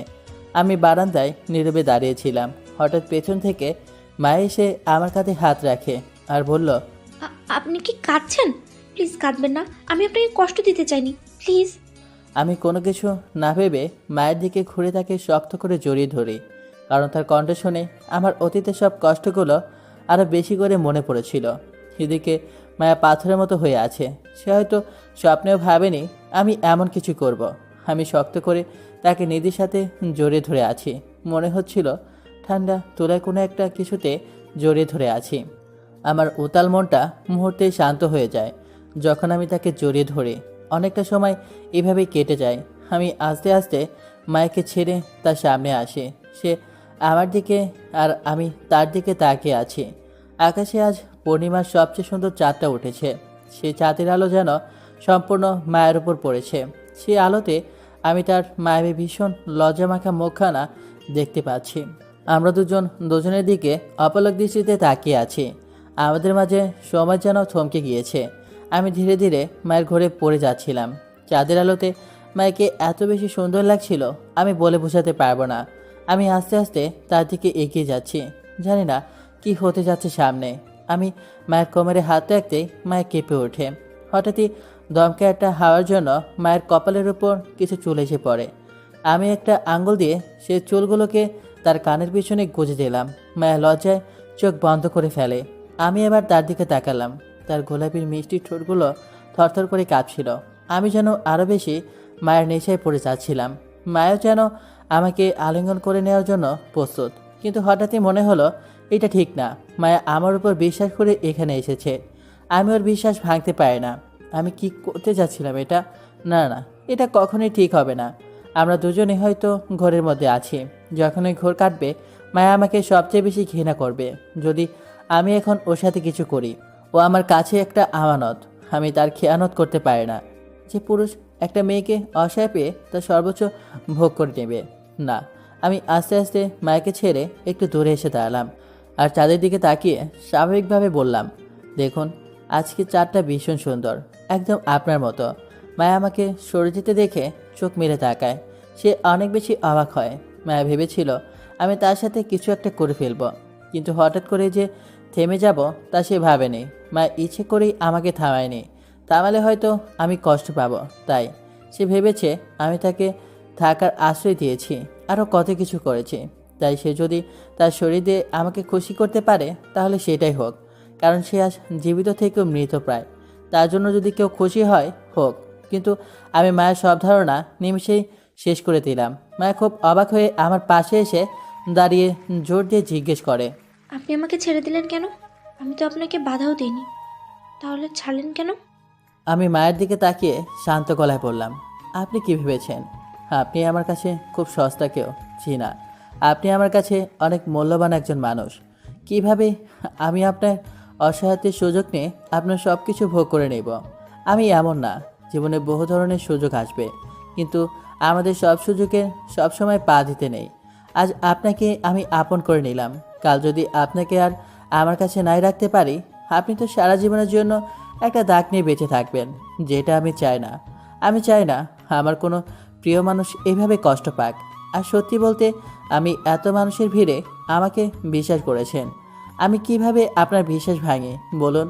আপনার এই মায়াবী দু চোখে আমি আর 10টা পুরুষ মানুষের মতো হতে চাই না, যারা মেয়েদের অসহায়ত্বের সুযোগ নিয়ে তাদের সব কিছু কেড়ে নেয়। আপনি আমার চোখের সামনে হাসি খুশি থাকলেই আমি খুশি। আমার এর থেকে বেশি আর কিছুই চায় না। মায়া গাল বেয়ে বেয়ে অশ্রু পড়ছে। সে কল্পনাও করেনি আমি এতটা ভালো হব। আমার কথাগুলো শুনে আমার প্রতি তার অন্যরকম একটা ভালো লাগা কাজ করছে। সাথে আমার প্রতি তার সম্মানও কয়েকগুণ বেড়ে গিয়েছে। পৃথিবীর প্রতিটি মেয়েরই এমন মানসিকতা ছেলে যায়। মনের গহীনে মায়া হয়তো এরকম কাউকে চেয়েছিল, কিন্তু আমি যে সেরকম কেউ হব তা সে ভাবেনি। মায়া নিঃশব্দে কান্না করছিল। আমি তা দেখে বিচলিত হয়ে তার একটু কাছে গিয়ে চোখের পানিগুলো মুছে যে জিজ্ঞেস করলাম, এ কি, কাঁদছেন কেন? ভেবেছিলাম আমার সব কিছু দিয়ে আপনাকে খুশি করব, কারণ আমার জীবনে আমি অন্যের জন্য যত যাই করেছি কেউ খুশি হয়নি, শুধু মা বাদে। তাই আজ ভাবলাম আপনি এত কিছু করলেন আমার জন্য, আমি যদি আমার সব কিছু দিয়ে আপনাকে খুশি করতে পারি তাহলে তাই হোক। কিন্তু আমি কল্পনাও করিনি আমি নিজেকে কতটা সস্তা বানিয়ে ফেলেছিলাম। তাই নিজের উপরে এখন ঘৃণা হচ্ছে। আহ, আপনি শুধু শুধু এইসব ভাবছেন। আপনার কোনো দোষ নেই। আপনি মেয়ে মানুষ, মাথায় যেটা এসেছে সেটাই করেছিলেন। কিন্তু আমাদের পুরুষদের দায়িত্ব বেশি। আপনারা ভুল করতে নিলে বা আমরাই ভুল পথে যেতে নিলে নিজেকে নিয়ন্ত্রণ করতে হয়। আমি আপনাকে কোনো দোষ দেব না। আর লজ্জিত আমি অজান্তে আপনার অনেকটা কাছে চলে গিয়েছিলাম। আপনি প্লিজ আমাকে ক্ষমা করে দিন, নাহলে আমি কখনো নিজেকে ক্ষমা করতে পারবো না। না না, এ কি বলছেন? আপনি কেন ক্ষমা চাচ্ছেন? আপনার মতো ভালো মানুষ আর একটা আছে কিনা আমার জানা নেই। আপনার মতো যদি সব পুরুষেরা এমন হতো, তাহলে আর কোনো মেয়ের জীবন নষ্ট হতো না, তারা অনেক ভালো থাকতো। পরিবর্তন হবে। হয়তো আমার মতো আরও এমন অনেক পুরুষ আছে যারা মেয়েদের অনেক সম্মান করে আর তাদের কোনো ক্ষতি হতে দেয় না। হয়তো আছে, হয়তো নেই, তবে আমার চোখে আপনিই সেরা। আমি মায়ের কথা শুনে হাসলাম আর বললাম, চলুন আজ ঘুমিয়ে পড়ি। কাল সকালে তাড়াতাড়ি উঠে সারাদিন কোথায় কোথায় ঘোরাঘুরি করব তার একটা প্ল্যান করতে হবে। আকাশ সাহেব, আপনি কি আজও সোফাতে ঘুমাবেন? হ্যাঁ, কেন? আপনার সাথে ঘুমাতে বলবেন নাকি? মায়া লজ্জা পেয়ে বলে, ধর, আপনিও না। আচ্ছা শোনেন না, আমি বলছি কি, আপনার যদি কোনো সমস্যা না হয়, ডাইনিং রুমের লাইটটা জ্বালিয়ে রাখলে আমি হয়তো গেস্ট রুমেই ঘুমাতে পারবো। আমি চাই না এভাবে সোফাতে ঘুমিয়ে আপনি কষ্ট পান। একটা কাজ করুন, আপনি আমার রুমেই ঘুমান, আমি বরং গেস্ট রুমে গিয়ে ঘুমাই। আমার রুমে তো টেবিল ল্যাম্প আছে, সো অন্ধকার হবে না, কিন্তু গেস্ট রুমটা একটু অন্ধকার হয়ে যায়। আপনার হয়তো ভয় লাগতে পারে। আপনি আপনি আচ্ছা ঠিক আছে, আপনি যা বলবেন তাই। এরপর আমরা দুজনেই দুই রুমে ঘুমিয়ে পড়ি। একসাথে একই রুমে ঘুমানোটা আপাতত ঠিক না, সেটা মায়া হয়তো বুঝতে পেরেছে, তাই সে তার ভয়টাকে জয় করে আলাদা ঘুমানোটাকেই বেছে নিয়েছে। পরের দিন সকালে 9টা নাগাদ আমার ঘুম ভাঙে, তাও মায়ের ফোন দেওয়ার জন্য। মায়ের সাথে কিছুক্ষণ কথা বলে উঠে বসলাম। মাকে জানিয়ে দিলাম যে আমি কিছুদিনের জন্য ছুটি নিয়েছি অফিস থেকে, যাতে অফিসের কাজগুলো বাসায় বসে ঠান্ডা মাথায় শেষ করতে পারি, যেটা অনেকটাই সত্য। তাই মাকে মিথ্যা বলা হয়নি, আর সত্যটাও সে জানতে পারেনি। আমি আস্তে আস্তে উঠে আগে ফ্রেশ হওয়ার জন্য রুমের বাইরে আসতেই পুরো অবাক। মায়ের রান্নাঘরে গিয়ে কী যেন করছে। আমি দ্রুত তার কাছে গিয়ে দেখি সে নাস্তা বানাচ্ছে, চুলাতে আলুভাজি হচ্ছে, আর সে রুটি বানাচ্ছে। রুটিগুলো বেশ সুন্দর গোলাকার হয়েছে। আমি অবাক হয়ে জিজ্ঞেস করলাম, আপনি এত সকালে উঠে নাস্তা বানাচ্ছেন কেন? আমি তো বাইরে গিয়ে আনতামই। বাইরের নাস্তা খেলে আপনার শরীর খারাপ হবে। আপনি তো সবসময় আপনার মায়ের হাতের রান্না খেয়েই বের হন, আজ না হয় আমার হাতের রান্না খেলেন। আপনি না সেদিন বললেন আপনি রান্না পারেন না? সাথে তো এটাও বলেছিলাম যে একেবারে পারি না তা না, পারি, তবে মশলা একটু কম বেশি হয়ে যায় এই আর কি। আল্লাহ ভরসা, ঠিক হয়ে যাবে রান্না করতে করতে। আমি মনে মনে খুশি হলাম যে মায়ের হাতে রান্না খাবো। আমি হেসে বললাম, আপনি আসলে একটা পাগলি। আমি ফ্রেশ হয়ে আসছি। ঠিক আছে। আমি এরপর ফ্রেশ হয়ে এসে দেখি মায়া টেবিলে নাস্তা বেড়ে দিচ্ছে। আমি গিয়ে চেয়ারে বসলাম। মায়া আমাকে ভাজি আর রুটি বেড়ে দিল। আমি বললাম, আপনি বসবেন না? আপনি খান, তারপর আমি খাবো নি। না না, এটা চলবে না, আপনি ফ্রেশ হয়ে আসুন, একসাথে খাবো, না হলে আমি খাবোই না। আপনিও না? আচ্ছা আসছি। মায়ের দ্রুত গিয়ে ফ্রেশ হয়ে এসে আমার সাথে খেতে বসে। আর জীবনের প্রথম মায়ের হাতের পর অন্য কোনো প্রিয় মানুষের হাতের রান্না খেতে যাচ্ছি। মায়ও ওদের আগ্রহ নিয়ে আমার দিকে তাকিয়ে আছে। আমি এক টুকরো রুটি ছিঁড়ে ভাজি নিয়ে মুখে দিলাম। কিছুটা খাবার পরে মায়া খেয়াল করে আমার মুখটা কেমন জানি হয়ে এসেছে। মায়ের এই দৃশ্য দেখে খুব কষ্ট পায়। সে অসহায় কণ্ঠে জিজ্ঞেস করে, ভালো হয়নি তাই না? আমি জানতাম আমার দ্বারা রান্না হবে না, আমি কিচ্ছু পারি না। আমি গম্ভীর কণ্ঠে তাকে বললাম, এই যে সম্পূর্ণ আমার মায়ের হাতের রান্না, আপনি শিখলেন কিভাবে? ওয়াও! আমি ভীষণ অবাক হয়ে মজা করে খাচ্ছি। আর ওদিকে আমার কথা শুনে মায়া পুরো হতভম্ব হয়ে গিয়েছে। সে ভেবেছে রান্না খুব খারাপ হয়েছে দেখে আমি ওরকম করেছি, কিন্তু আসল কাহিনীটা হলো রান্নার স্বাদটা অনেকটাই আমার মায়ের মতো হয়েছে। মায়া তার মাথায় হাত দিয়ে হেসে দেয়। আমি খেতে খেতে তার দিকে তাকিয়ে হাসি আর বলি, কি ভয় পেয়েছিলেন নাকি? আমি জানি আপনি ইচ্ছে করেই এমন করেছেন, আপনি খুব পচা। দাঁড়ান, আগে খেয়ে নেই, তারপর কথা হবে। আমি আয়েশ করে খাচ্ছি আর মায়া অপলক দৃষ্টিতে মন জুড়িয়ে আমার খাওয়া দেখছে। তার কাছে এটা প্রথম, কারণ এর আগে কেউ তার রান্না এতটা মজা করে খায়নি। আমি খেতে খেতে বললাম, আপনি তো বেশ ভালোই রান্না পারেন। শুধু শুধু বললেন যে রান্না পারে না। আপনাকে যে বিয়ে করবে সে অনেক ভাগ্যবান হবে, এত মজার রান্না সে খেতে পারবে। মায়া মলিন মুখ নিয়ে আমার দিকে তাকিয়ে আছে আর মনে মনে ভাবছে, সে চায় তার রান্না আমার মতোই কেউ খাক, কিন্তু তার কপালে সেই গুণটাটাই হয়তো আছে। মায়া এখন ওসব কথা ভেবে কষ্ট পেয়ে মুহূর্তটা নষ্ট করতে চায় না, তাই সব চিন্তা বাদ দিয়ে শুধু আমার খাওয়াই দেখছে। আমি খেতে খেতে দেখি মায়া খাচ্ছে না। আমি তার দিকে তাকিয়ে বললাম, কি ব্যাপার, শুধু আমাকে দেখলেই কি পেট ভরবে? খেতে হবে তো, আপনিও খাবার নিন। মায়া ভীষণ লজ্জা পায়, মাথা নিচু করে বসে থাকে। আমি মুচকি হেসে নিজেই তাকে খাবার বেড়ে দিয়ে বলি, আপনি লজ্জা পেলে আপনাকে অনেক বেশি সুন্দর লাগে। এরপর আমি আর মায়া মজা করে সকালে নাস্তাটা করলাম। নাস্তা শেষ করে আমরা দুজনেই হলরুমে বসে আছি। আমি মনে মনে ভাবছি আর সারাদিনে কোথায় কোথায় যাব। মায়া লজ্জাসিক্ত হয়ে আর চোখে বারবার আমার দিকে তাকাচ্ছিল। আসলে তার মনে গত রাতের আমার বলা কথাগুলো এখনও লেগে আছে। গত রাতে চাইলে অনেক কিছুই হতে পারত, কিন্তু কিছুই হয়নি। আমি হঠাৎ করেই মায়াকে জিজ্ঞেস করলাম, আপনার কেমন জায়গা ঘুরতে ভালো লাগে? মায়া তার আপন ভাবনায় ডুবেছিল। আমার প্রশ্ন শুনে সে থতমত খেয়ে বলে, কি? বলেছি আপনার কেমন জায়গা পছন্দ, যেখানে গেলে আপনি সবচেয়ে বেশি খুশি হবেন? মায়া কিছুক্ষণ ভেবে বলল, খোলামেলা সবুজ প্রকৃতির মাঝে, যেখানে কোনো কোলাহল নেই, একদম নিরিবিলি, শুধু পাখিদের ডাক আর ফ্রেশ অক্সিজেন, এমন কোনো জায়গা কি আছে আবির সাহেব? এবার আমি একটু চিন্তায় পড়লাম।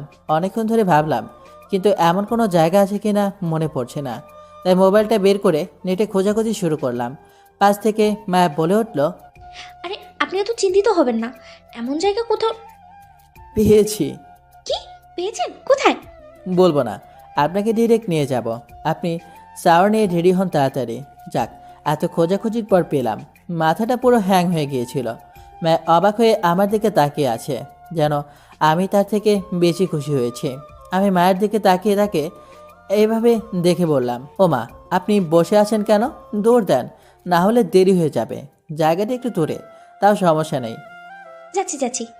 বলে মায়া উঠে গেস্ট রুমে যেতে নেয়, কিন্তু হঠাৎই সে থমকে দাঁড়ায়, আবার আমার সামনে চলে আসে।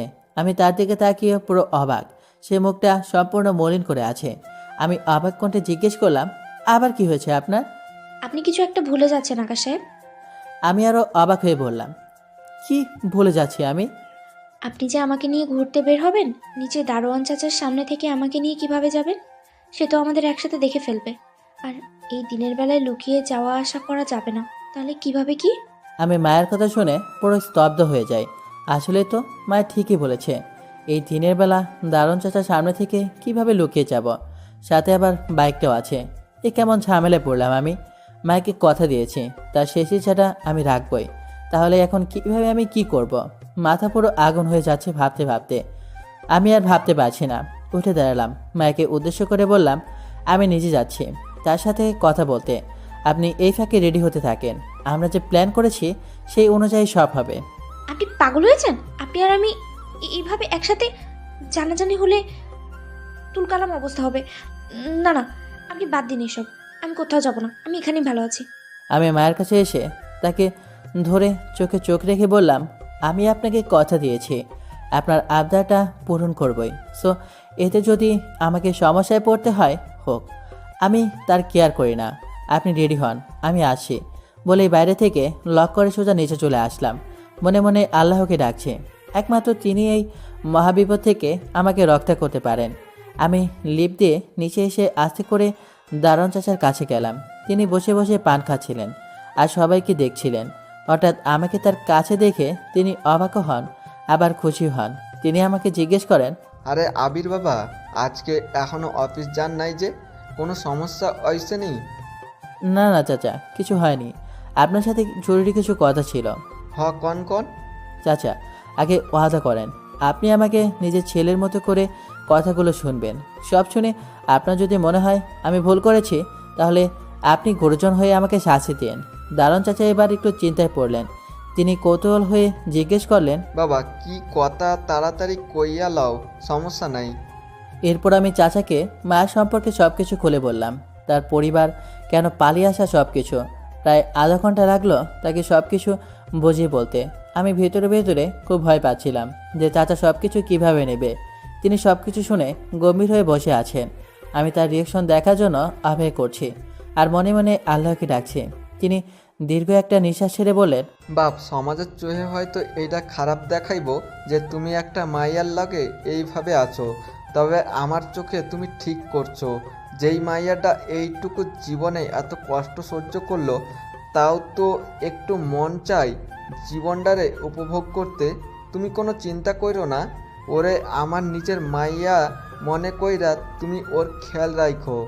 আমার মাইয়াটার দায়িত্ব তোমার হাতে দিলাম, যাওয়ার সময় একটু দেহা কইরা যাইও। আমিও মাইয়াটারে একটু দেখতে চাই।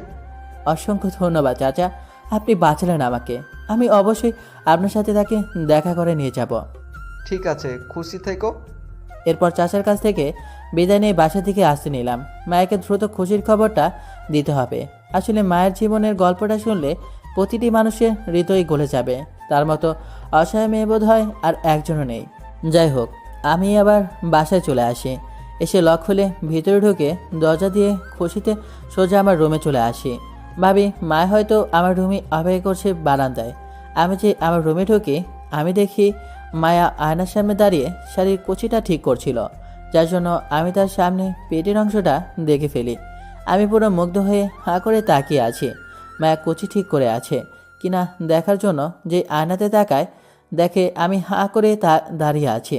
সেও আমাকে দেখে জোরে একটা চিৎকার দেয়। আমি এক ধরে তার কাছে গিয়ে তার মুখ চেপে ধরি হাত দিয়ে, আর আশ্চর্য হয়ে বললাম, এ কি, আপনি চিৎকার করছেন কেন? মায়া করছিল, কারণ আমি তার মুখ চেপে ধরে আছি, তাই কথা বলতে পারছিল না।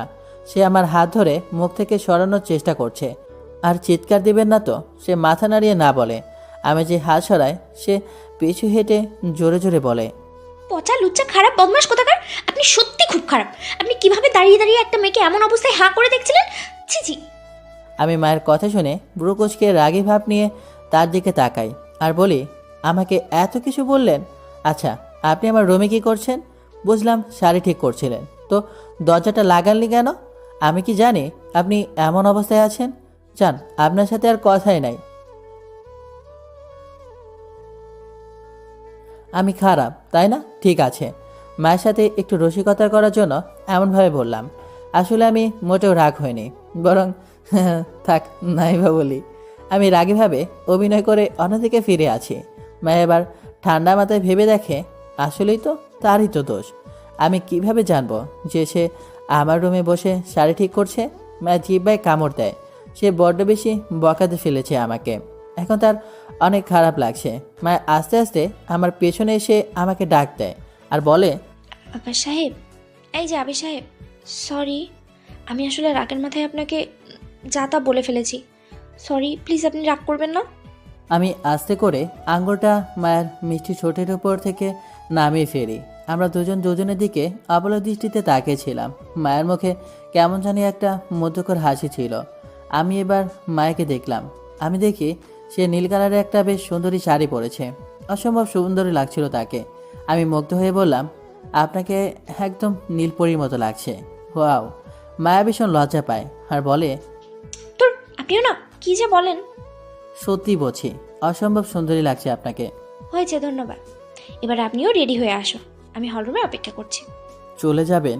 আর একটু দেখি আপনাকে। মনের কথাটা ভুল করে মুখ থেকে বেরিয়ে গেল। মায়া চোখ বড় বড় করে আমার দিকে তাকিয়ে আছে। আমি জিহ্বায় কামড় দিয়ে জামা কাপড় নিয়ে সোজা ওয়াশরুমে দৌড়ে পালালাম। সে আমার অবস্থা দেখে হাসতে হাসতে শেষ। মায়া হলরুমে বসে মনে মনে ভাবছে, কাকা সাহেবের মতো যদি কাউকে জীবনসঙ্গী হিসেবে পেতাম, তাহলে হয়তো অতীতের সব কষ্টগুলো নিমেষে হাওয়ায় বিলীন হয়ে যেত। কিন্তু আমার কপালে এত সুখ কই যে অতীত থেকে পালিয়ে আসলাম, সেই অতীতের কাছেই আবার নিজেকে বিলিয়ে দিতে হবে। আবি সাহেব যদি আমার আবদারটা না রাখতেন, তাহলে হয়তো আমি একরাশ কষ্ট নিয়েই দুনিয়া ছেড়ে চলে যেতাম। যাই হোক, আবি সাহেব খুব ভালো একটা মানুষ। তিনি এই কটা দিনে আমাকে যে আনন্দ আর হাসি উপহার দিয়েছেন, আমি তা গত 5 বছরে একদিনও পাইনি। আমি সত্যিই তার কাছে কৃতজ্ঞ। আমার মন চায় আমার সব কিছু তাকে উজাড় করে দিই। তিনি যদি আমার জীবনের প্রথম আর শেষ পুরুষ হতেন, আমি ধন্য হতাম। কিন্তু আমার পোড়া কপাল। মায়া এসব ভাবতে ভাবতে তার মনটা খারাপ হয়ে আসে। কিন্তু মুহূর্তে পেছন থেকে আমি এসে তাকে বললাম, আমি রেডি, চলুন। মায়া তার বিভিন্ন ভাবনা থেকে বের হয়ে উঠে দাঁড়িয়ে যে আমার দিকে তাকায়, সে একদম স্তব্ধ হয়ে যায়। কারণ আমিও তার সাথে ম্যাচ করে লাইট ব্লু কালারের একটা পাঞ্জাবি পরেছি। সে রীতিমতো হা করে তাকিয়ে আছে। আমি তার কাছে গিয়ে তার মুখটা বন্ধ করে দিয়ে হাসতে হাসতে বললাম, এভাবে হা করে থাকলে মাসি ঢুকে যাবে যে। মায়া লজ্জা পেয়ে লজ্জাসিক্ত কণ্ঠে বলে, আপনি দেখি সম্পূর্ণ আমার সাথে ম্যাচিং করে পাঞ্জাবি পরেছেন। মানুষ কি ভাববে? আমি মুচকে এসে তার কাছে গিয়ে গাল দুটো ধরে তাকে বলি, ভাববে আপনি আর আমি কাপল। মায়া অবাক হয়ে তাকিয়ে আছে। আমি এটা বললামটা কি? সে এবার অসম্ভব লজ্জা পায় আর বলে, আপনি আমাকে এত লজ্জা দেন কেন? কারণ আপনি লজ্জা পেলে খুব সুন্দর লাগে তাই। আপনি শুধু আমাকে স্পর্শ করার বাহানা খোঁজেন, সুযোগ পেলেই খালি আমাকে স্পর্শ করেন। আপনার মতলবটা কি বলেন তো আমাকে? আমি মায়ের প্রশ্ন শুনে একদম অপ্রস্তুত হয়ে পড়ি, কারণ আমি মায়ের নরম গাল দুটো এখনও ধরে আছি। আমি দ্রুত ছেড়ে দিয়ে আমতা আমতা করছি। মায়া হেসে দিয়ে বলে, আর একটু মজা করেছি, আমি তো আপনাকে আমার সব দিয়ে দিতেই চেয়েছিলাম। আস্তে করে বলল লাস্টের কথাটা। মায়া ভেবেছে আমি শুনিনি, কিন্তু আমি শুনে ফেলেছি তার কথাটা, কিন্তু তাকে বুঝতে দিলাম না। প্রসঙ্গ চেঞ্জ করে বললাম, এখন মজা করলে হবে, ঘুরতে যাবেন না? হ্যাঁ হ্যাঁ, চলুন। এরপর আমি আর মায়া একসাথে বাসা থেকে বের হই। আমি বাসা ভালো করে লক করে তাকে নিয়ে লিফট দিয়ে নিচে আন্ডারগ্রাউন্ডে পার্কিং লটে চলে আসি। আমার দুটো হেলমেট, একটা নিয়ে মায়ের কাছে গিয়ে তাকে সুন্দর করে পরিয়ে দিলাম। খুব সুন্দর লাগছিল। আমি মুচকি হেসে আমার হেলমেটটা পরে তাকে বাইকের পেছনে বসিয়ে রওনা হলাম আমার ঠিক করা আর তার পছন্দের জায়গায়। বাইক নিয়ে মেন গেটের সামনে আসতেই দারুণ চাচাকে দেখতে পাই। সে আমাদের সামনে আসলে আমি আমার হেলমেটটা খুলি আর মায়াকে হেলমেটের গ্লাসটা ওঠাতে বলি। চাচা মায়াকে দেখে খুশি হয়ে আমাকে এসে বললেন, বাবা সাবধানে যাইও, খুব সুন্দর মাইয়াটা। ঠিক আছে চাচা, দোয়া করবেন। তারপর আমি আমার হেলমেট পরে রওনা হলাম আমাদের গন্তব্যে। আসলে আমরা যেখানে যাচ্ছি সে জায়গাটা হলো পূর্বাচল। সেখানে মায়ের পছন্দের জায়গা আছে, অনেক ধরনের রেস্টুরেন্টও আছে। আমরা 11টা নাগাদ বাসা থেকে রওনা হয়েছি। বাইকে যাচ্ছি বলে 1.5-2 ঘন্টা লাগবে যেতে। মায়া আমাকে খুব শক্ত করে জড়িয়ে ধরে আছে। আমি আস্তে আস্তে চালাচ্ছিলাম যাতে সে ভয় না পায়, কিন্তু বেচারি ভালোই ভয় পাচ্ছিল। আমি তাকে আমার সাথে ফিল করছি, বেশ মজাই লাগছিল। প্রিয় মানুষটাকে নিয়ে প্রথম কোথাও ঘুরতে যাচ্ছি। রাস্তায় অনেক মানুষ আমাদের দিকে অবাক হয়ে তাকিয়েছিল। যখনই জ্যামে পড়ছিলাম তাদের অধিকাংশই আমাদের কাপল ভাবছিল। আমি অবশ্য এতে খুশি, কারণ আমি এটাই চাচ্ছিলাম। দেখতে দেখতে 1টা নাগাদ আমরা আমাদের গন্তব্যে এসে পৌঁছাই। তবে সেটা মায়া যেখানে যেতেও চেয়েছিল সেখানে না, একটা রেস্টুরেন্টে। কারণ এখন দুপুর হয়ে গিয়েছে, তাই খাওয়া দাওয়া তো করতে হবে। আমি বাইক পার করে হেলমেটগুলো রেখে মায়াকে নিয়ে রেস্টুরেন্টে ঢুকলাম। মায়া মনের অজান্তে আমার হাত ধরে আছে। হয়তো নতুন অজানা পরিবেশ, তাই তার একটু আনকমফোর্টেবল লাগছিল। আমিও তাকে ভালো করে ধরে রেস্টুরেন্টে ঢুকালাম। স্টাফরা আমাদের দিকে সালাম দিল। ম্যানেজার সাহেব নিজে এসে জিজ্ঞেস করলেন, স্যার ওয়েলকাম আমাদের রেস্টুরেন্টে। আপনাদের জন্য কি ভিআইপি টেবিলটা দিব? আপনাদের খুব সুন্দর লাগছে। ধন্যবাদ, হ্যাঁ দিন। মায়া পাশ থেকে আস্তে করে বলে, আরে এত টাকা নষ্ট করছেন কেন? নর্মাল টেবিলে বসি আমরা। আমি ইশারায় মুখে আঙ্গুল দিয়ে তাকে চুপ থাকতে বললাম। ম্যানেজার সহ বাকিরা মুচকি হেসে দিল আর মায়া লজ্জা পেল। তারপর ম্যানেজার সাহেব আমাদেরকে ভিআইপি টেবিলের দিকে নিয়ে গেলেন। আমরা বসলে ওইটা চলে আসে। আমি মায়ের কাছে মেনুটা দিয়ে পড়লাম, আপনার যা যা খেতে। আমি মাকে আপনি বলায় ওয়েটার আমাদের দিকে অবাক হয়ে তাকিয়ে আছে। আমি তা দেখে দ্রুত কথা ঘুরিয়ে মায়াকে এই প্রথমবার তুমি করে বললাম, মানে তুমি যা যা খেতে চাও সব অর্ডার করো, কোনো সমস্যা নেই। মায়া আমার মুখে প্রথমবার তুমি বলতে শুনে অবাক হয়ে তাকায়। অবশ্য মায়ের ভালোই লাগছিল, কারণ তুমি ডাকটায় অনেক আপন আপন একটা ভাব আছে। আমি ইশারায় দ্রুত অর্ডার করতে বললাম। মায়া অসহায় হয়ে আমার দিকে তাকিয়ে আছে। আমি ওর মুখ দেখে বুঝে গেলাম যে সে বুঝতে পারছে না আসলে কি অর্ডার করবে। আমি আমার মেনু কার্ড থেকে দেখে ইউনিক কিছু বিদেশি খাবার অর্ডার করলাম, যা আমার সচরাচর কখনো খায়নি। ওয়েটার অর্ডার নিয়ে চলে গেলে আমাদের জন্য ওয়েলকাম ড্রিঙ্কস পরিবেশন করা হয়। আমি আর মায়া ড্রিঙ্কসটা নিয়ে এক চুমুক একসাথে খেয়ে নেই। মায়া খেয়ে বলে, মজা অনেক। আমি মুচকি হেসে দিলাম। মায়াকে অনেকটা আনকমফোর্টেবল ফিল লাগছিল, তাই জিজ্ঞেস করলাম, অস্বস্তি লাগছে? মায়া আস্তে আস্তে করে আমাকে বলে, আশেপাশে কত চুপচাপ আর নিরিবিলি, মনে হচ্ছে ভূতের কোনো জায়গায় এসে পড়েছি। আমার তো খুব নার্ভাস লাগছে। এটা ভিআইপি জায়গা তো, তাই আশেপাশে কেউ নেই। আপনি আপনার মনের মতো করেই বসুন। মায়া আমার দিকে কিছুক্ষণ তাকিয়ে থেকে মাথা নিচু করে বলে, একটা অনুরোধ করি, রাখবেন?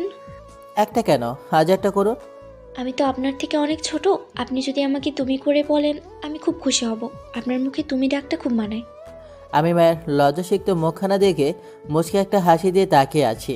ওকে এত কিউট লাগে লজ্জা পেলে। আমি হেসে বললাম, ঠিক আছে। আমারও মনে মনে খুব ইচ্ছা ছিল তোমাকে তুমি করে বলার। যাক, ইচ্ছাটা আবার পূরণ হলো। মায়ের লজ্জা পাচ্ছে খুব। এর মধ্যে আমাদের খাবার চলে আসে। সে খাবার দেখে তো পুরাই শখ। এত তো মজার খাবার।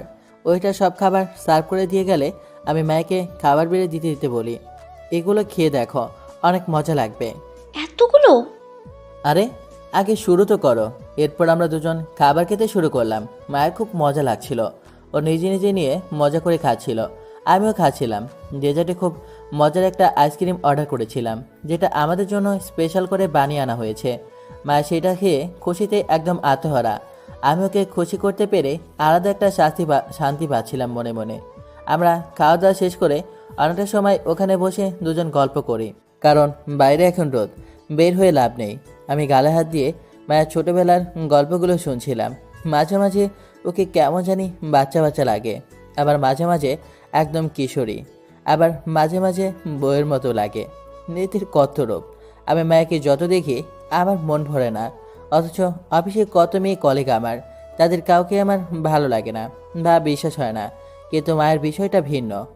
ওর প্রতি অন্যরকম একটা মায়া টান অনুভূতি কাজ করে আমার। জানি না কি নাম দিব এই অনুভূতির। মায়ের সাথে গল্প করতে করতে 2 কাপ কফিও খেয়ে ফেলাম আমরা। গড়িতে এখন 3:30 নাগাদ বাজে। আমি মায়াকে বললাম, চলো এবার তোমাকে তোমার পছন্দের জায়গা নিয়ে যাই। এখন তোমার অনেক ভালো লাগবে জায়গাটা। সত্যি? চলুন চলুন। আমি ওয়েটারকে বিল আর টিপ দিয়ে দিলাম।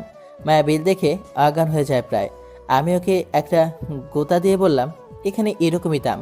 কিন্তু সে মানবেই না। তার কথা একটাই, তার পিছনে এতগুলো টাকা নষ্ট হলো। আমি মায়াকে বোঝাতে বোঝাতে বের হচ্ছিলাম, অমনি হঠাৎ করে পেছন থেকে আকাশ, আমের মায়া দুজনেই অবাক হই, আবার ভয় পাই। আমার পরিচিত কেউ আমাকে না আবার আমাদেরকে দেখে ফেলে। হায় হায়, এখন কি হবে? আমি মায়ের দিকে ভয়ে তাকাই, মায়াও সেম আমার দিকে ভয়ে তাকায়। তারপর আমরা দুজনেই একসাথে পেছনে তাকাই। দেখি একটা মেয়ে দাঁড়িয়ে আছে। মায়া মেয়েটাকে দেখে না চিনলেও আমি ঠিকই তাকে এক নজরে চিনে ফেলি। সে আর কেউ নয়, সে আমার প্রাক্তন নীলা। কেমন আছো আকাশ? ভালো, তুমি? আছি। নীলা আমার দিকে তাকিয়ে আমাকে জিজ্ঞেস করে, ওকে। কেন? আমার একমাত্র বিয়ে করা স্ত্রী, আমার প্রিয়তমা, আমার ভালোবাসার মানুষ। মায়াকে হাত দিয়ে নিজের সাথে জড়িয়ে ধরে বললাম। মায়ের সম্পূর্ণ অবাক, সাথে লজ্জা পাচ্ছে। নীলা মলিন একটা হাসি দিয়ে বলল, ও ভালো, দোয়া করি তোমরা হ্যাপি হও। আসি। ঠিক আছে বলেই নীলা দ্রুত চলে গেল। মায়া অবাক হয়ে জিজ্ঞেস করে, উনি কে ছিলেন? আমার প্রাক্তন। কি?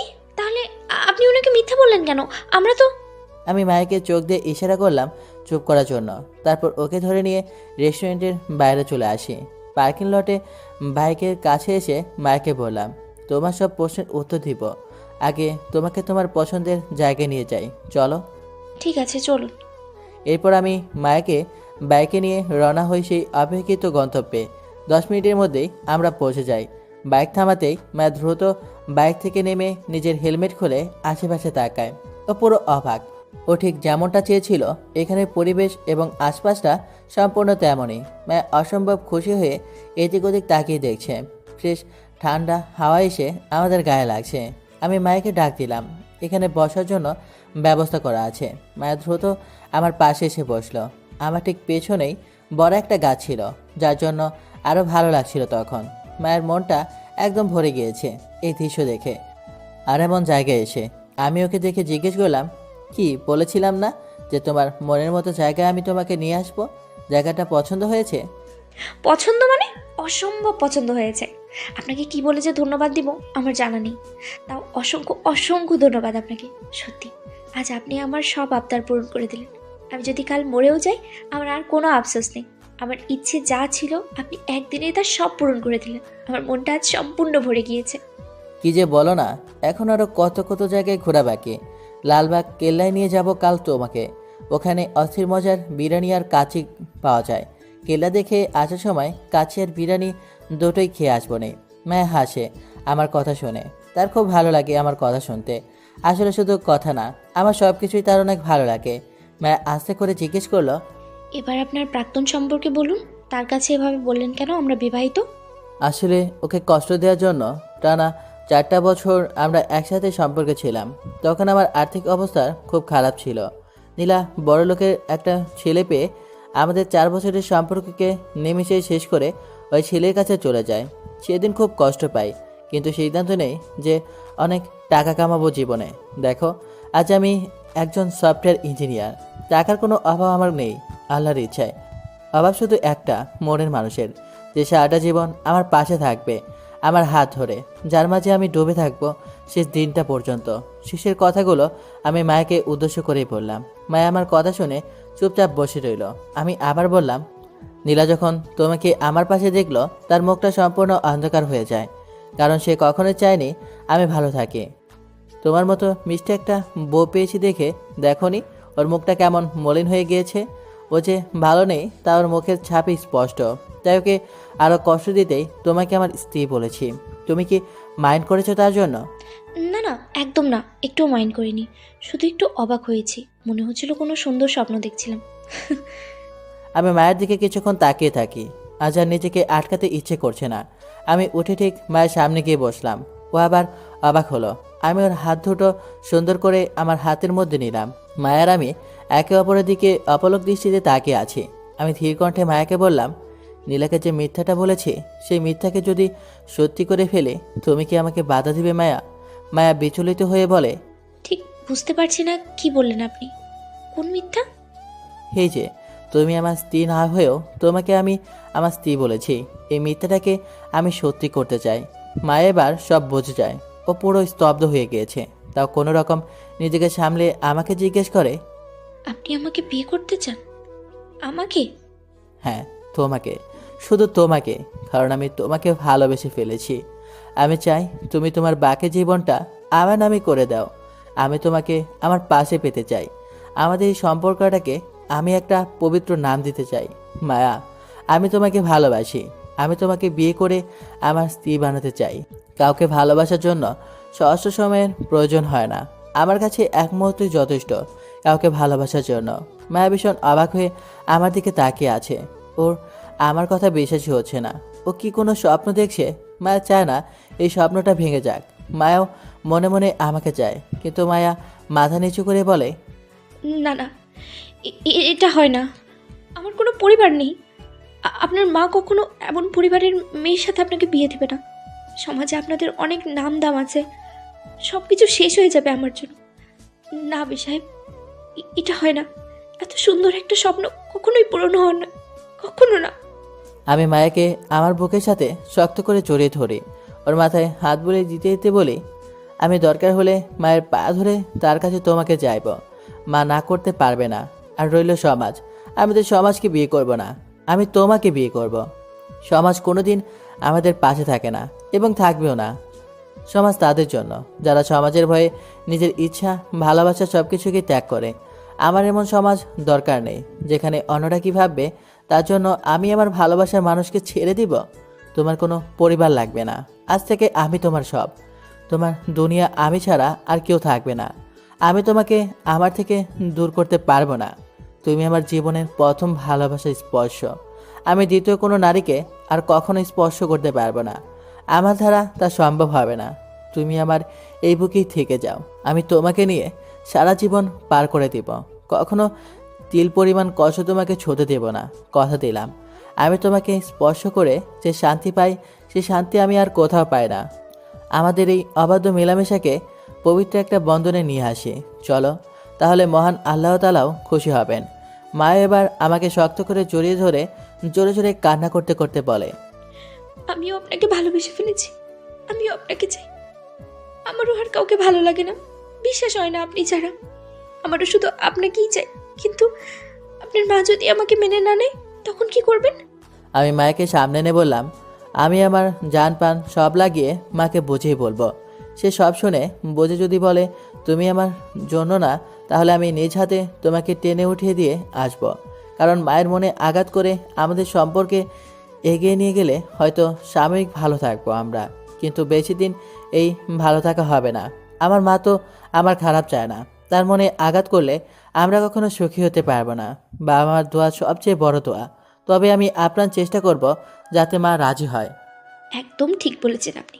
যে মা আপনাকে এত কষ্ট করে বড় করলো, এখন বিয়ের মতো একটা বড় সিদ্ধান্ত আপনি একা নিতে পারেন না। আমি আপনার কথায় একমত। আন্টি যদি রাজি না হয় আমি চুপচাপ চলে যাব। আমি সত্যি বলছি, আমি খুব খুশি, কারণ আমার মতো কাউকে, আপনার মতো কাউকে আমি একবার হলেও জীবনে পেয়েছি। কিছু সময় পার করেছি, আমার আর কোনো চাওয়া পাওয়া নেই এই জীবনে, শুধু একটা ইচ্ছে, আপনি যদি আমার হতেন। আমি মাকে ফোন দিয়ে বলছি সে যেন কালই চলে আসে, আমি আর অপেক্ষা করতে পারছি না। ঠিক আছে, চলুন না একটু ওই দিকটায় একসাথে পাশাপাশি হাঁটি। যদি কালকে আমার শেষ দিন হয় আপনার সাথে, তাহলে তো আর কোনো দিন আপনাকে পাবো না। এভাবে বইলো না, আল্লাহর উপর ভরসা রাখো। আমরা খারাপ কিছু চাচ্ছি না, আমরা পবিত্র বন্ধনে আবদ্ধ হতে চাচ্ছি। ইনশাল্লাহ আমাদের ইচ্ছাটা আল্লাহ তাআলা কবুল করবেন। হুম। এরপর আমি আর মায়া একসাথে অনেকক্ষণ হাঁটাহাঁটি করলাম। মায়া আমার হাতটা নিজের সাথে জড়িয়ে ধরে নিঃশব্দে কাঁদতে কাঁদতে হাঁটছিল, কারণ ওর মনে হচ্ছিল আমার মা ওকে কখনোই মেনে নেবে না। আমরা এরপর বাসায় চলে আসি। আমাদের দুজনেরই মন ভীষণ খারাপ। আমরা দুজন অনেক ভয় আর চিন্তায় আছি। আমি সন্ধ্যায় মাকে ফোন দিলাম। মা ফোন রিসিভ করলে আমি বলি, মা। হ্যাঁ বাবা বল। মা, তুমি রাতে ঢাকার জন্য রওনা দিতে পারবে? তোমার সাথে গুরুত্বপূর্ণ কথা ছিল। কি কিছু হয়েছে তোর বাবা? তুই ঠিক আছিস? বাইক অ্যাক্সিডেন্ট করছিস নাকি? আরে না না, আমি একদম ঠিক আছি। তুমি ঢাকা আসলে সব বুঝতে পারবে। আমি তোর মামাকে বলে এক্ষুনি রওনা হচ্ছি, দাঁড়া। ঠিক আছে, তুমি কোনো চিন্তা করো না, আমি সম্পূর্ণ সুস্থ আছি। তুমি সাবধানে আসো। ঠিক আছে। এরপর ফোন রেখে দিলাম। মা সকাল নাগাদ ইনশাল্লাহ চলে আসবে। মাকে জানালাম। ও উঠে সম্পূর্ণ ঘর সুন্দর করে পরিষ্কার করতে শুরু করলো। আমি ওকে বললাম এসবের দরকার নাই, কিন্তু মায়া শুনলই না। ও পুরো ঘর গুছিয়ে পরিষ্কার করে মুছে চকচক করলো। আমি বুঝলাম মায়া আমাকে কতটা চায়। আমি ওর কাছে গিয়ে ওকে বসিয়ে ওর মুখের গাম মুছে দিতে দিতে বললাম, ইনশাল্লাহ মা আমাদের মেনে নেবে। আমরা তো খারাপ কিছু চাচ্ছি না। এরপরে যদি সে না মানে, তাহলে বুঝতে হবে আমাদের কপালে এক হওয়া নেই। আপনাকে পাওয়ার জন্য আমি সব কিছু করতে রাজি আছি, আপনি শুধু আমাকে হুকুম করবেন। আমি মুচকি হেসে মায়ের মাথাটা আমার কাঁধে রেখে ওর মাথায় হাত বুলিয়ে দিলাম। আমার নিজেরও খুব ভয় আর চিন্তা হচ্ছিল। রাতটা আমরা দুজনে নির্ঘুম পার করলাম। পরের দিন সকাল 7টা নাগাদ মা বাসায় আসলো। আমি মাকে আমার রুমে লুকিয়ে রেখেছি। মা রীতিমতো অস্থির হয়ে এসেছে। বাসায় ঢুকেই আমার মাথা শরীর হাত দিয়ে জিজ্ঞেস করে, বাবা তুই ঠিক আছিস? কি হয়েছে তোর? এই যে আমি আসছি, বল আমাকে কি হয়েছে। মা শান্ত হও, সব বলবো। আগে তুমি ফ্রেশ হও, একটু রেস্ট নাও, অনেক দূর থেকে এসেছো। আচ্ছা ঠিক আছে। মাকে তার রুমে পাঠিয়ে দিয়ে আমি আমার রুমে আসলাম। মায়া এক কোনায় অসহায়ের মতো দাঁড়িয়ে আছে। ওর কাছে গিয়ে দেখি বোকাটা কাছে। আমি ওর চোখ মুছে দিয়ে বললাম, কান্না করছো কেন তুমি? আল্লাহ ভরসা। আন্টি যদি রাজি না হয়, আমাকে যদি বের করে দেয়, আমি তো আর কখনো আপনাকে পাবো না। আমারও কষ্ট হচ্ছে, গলা একদম শুকিয়ে আসছে চিন্তায়। মা আমাকে অনেক ভালোবাসে, আমি তার পা ধরে বসে থাকবো। তুমি আমার পাশে থেকো, দেখি মা মানে কি না। ঠিক আছে, আপনি যা বলবেন তাই। এরপর মা ফ্রেশ হয়ে এসে হলরুমে বসে। সে বসতেই আশেপাশে তাকিয়ে আমাকে জিজ্ঞেস করে, কি রে আকাশ, বাসাটা এমন চকচক করছে কেন? কে পরিষ্কার করেছে? আমি আস্তে আস্তে মায়ের সামনে গিয়ে মাটিতে বসে পড়ি। মা ভীষণ অবাক হয়ে বলে, কি হয়েছে? আমার পা ধরছিস কেন? মা আমি তোমার কাছে আজকে একটা জিনিস চাবো, তুমি প্লিজ না করবা না? আমার কাছে কি যাবি? এই বাড়ি ঘর টাকা পয়সা সবই তো তোর, আমি আর কি দিব তোকে? মায়া। আমি মায়াকে ডাক দিলাম। মায়া আমার রুম থেকে বের হয়ে এসে আমার পাশে এসে বসলো। মা পুরো শক, সে স্তব্ধ হয়ে গিয়েছে। মা আমি ওকে চাই তোমার কাছে।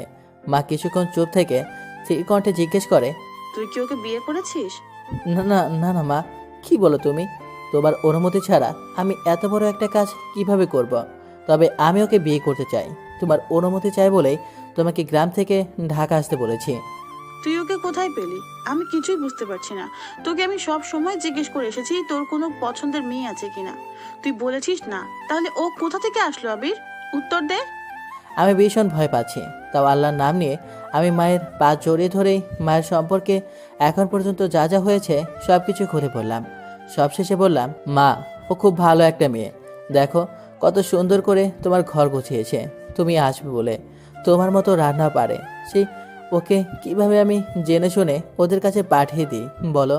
আর সবচেয়ে বড় কথা, আমার ওকে ভালো লেগেছে। তাই মা, আমি চাই তুমি আমার বিয়েটা দিয়ে দাও। তুমি আজ আমাদের অনুমতি দিলে ওর জীবনটা বেঁচে যাবে, আর আমি আমার মনের মতো কাউকে জীবনসঙ্গী হিসেবে পাবো। এখন তুমি যা সিদ্ধান্ত নেবে আমরা দুজন তা মাথা পেতে নেব। তুমি যদি না করে দাও আমি ওকে এখনই পাঠিয়ে দেব। তোমার দোয়ার অনুমতি ছাড়া আমরা কিছুই করব না। মা আমাদের দুজনের দিকে অনেকক্ষণ তাকিয়ে রইলেন। মায়া মাথা নিচু করে নিঃশব্দে কাঁদছিল। এটা খুব অসহায় হয়ে পড়েছে।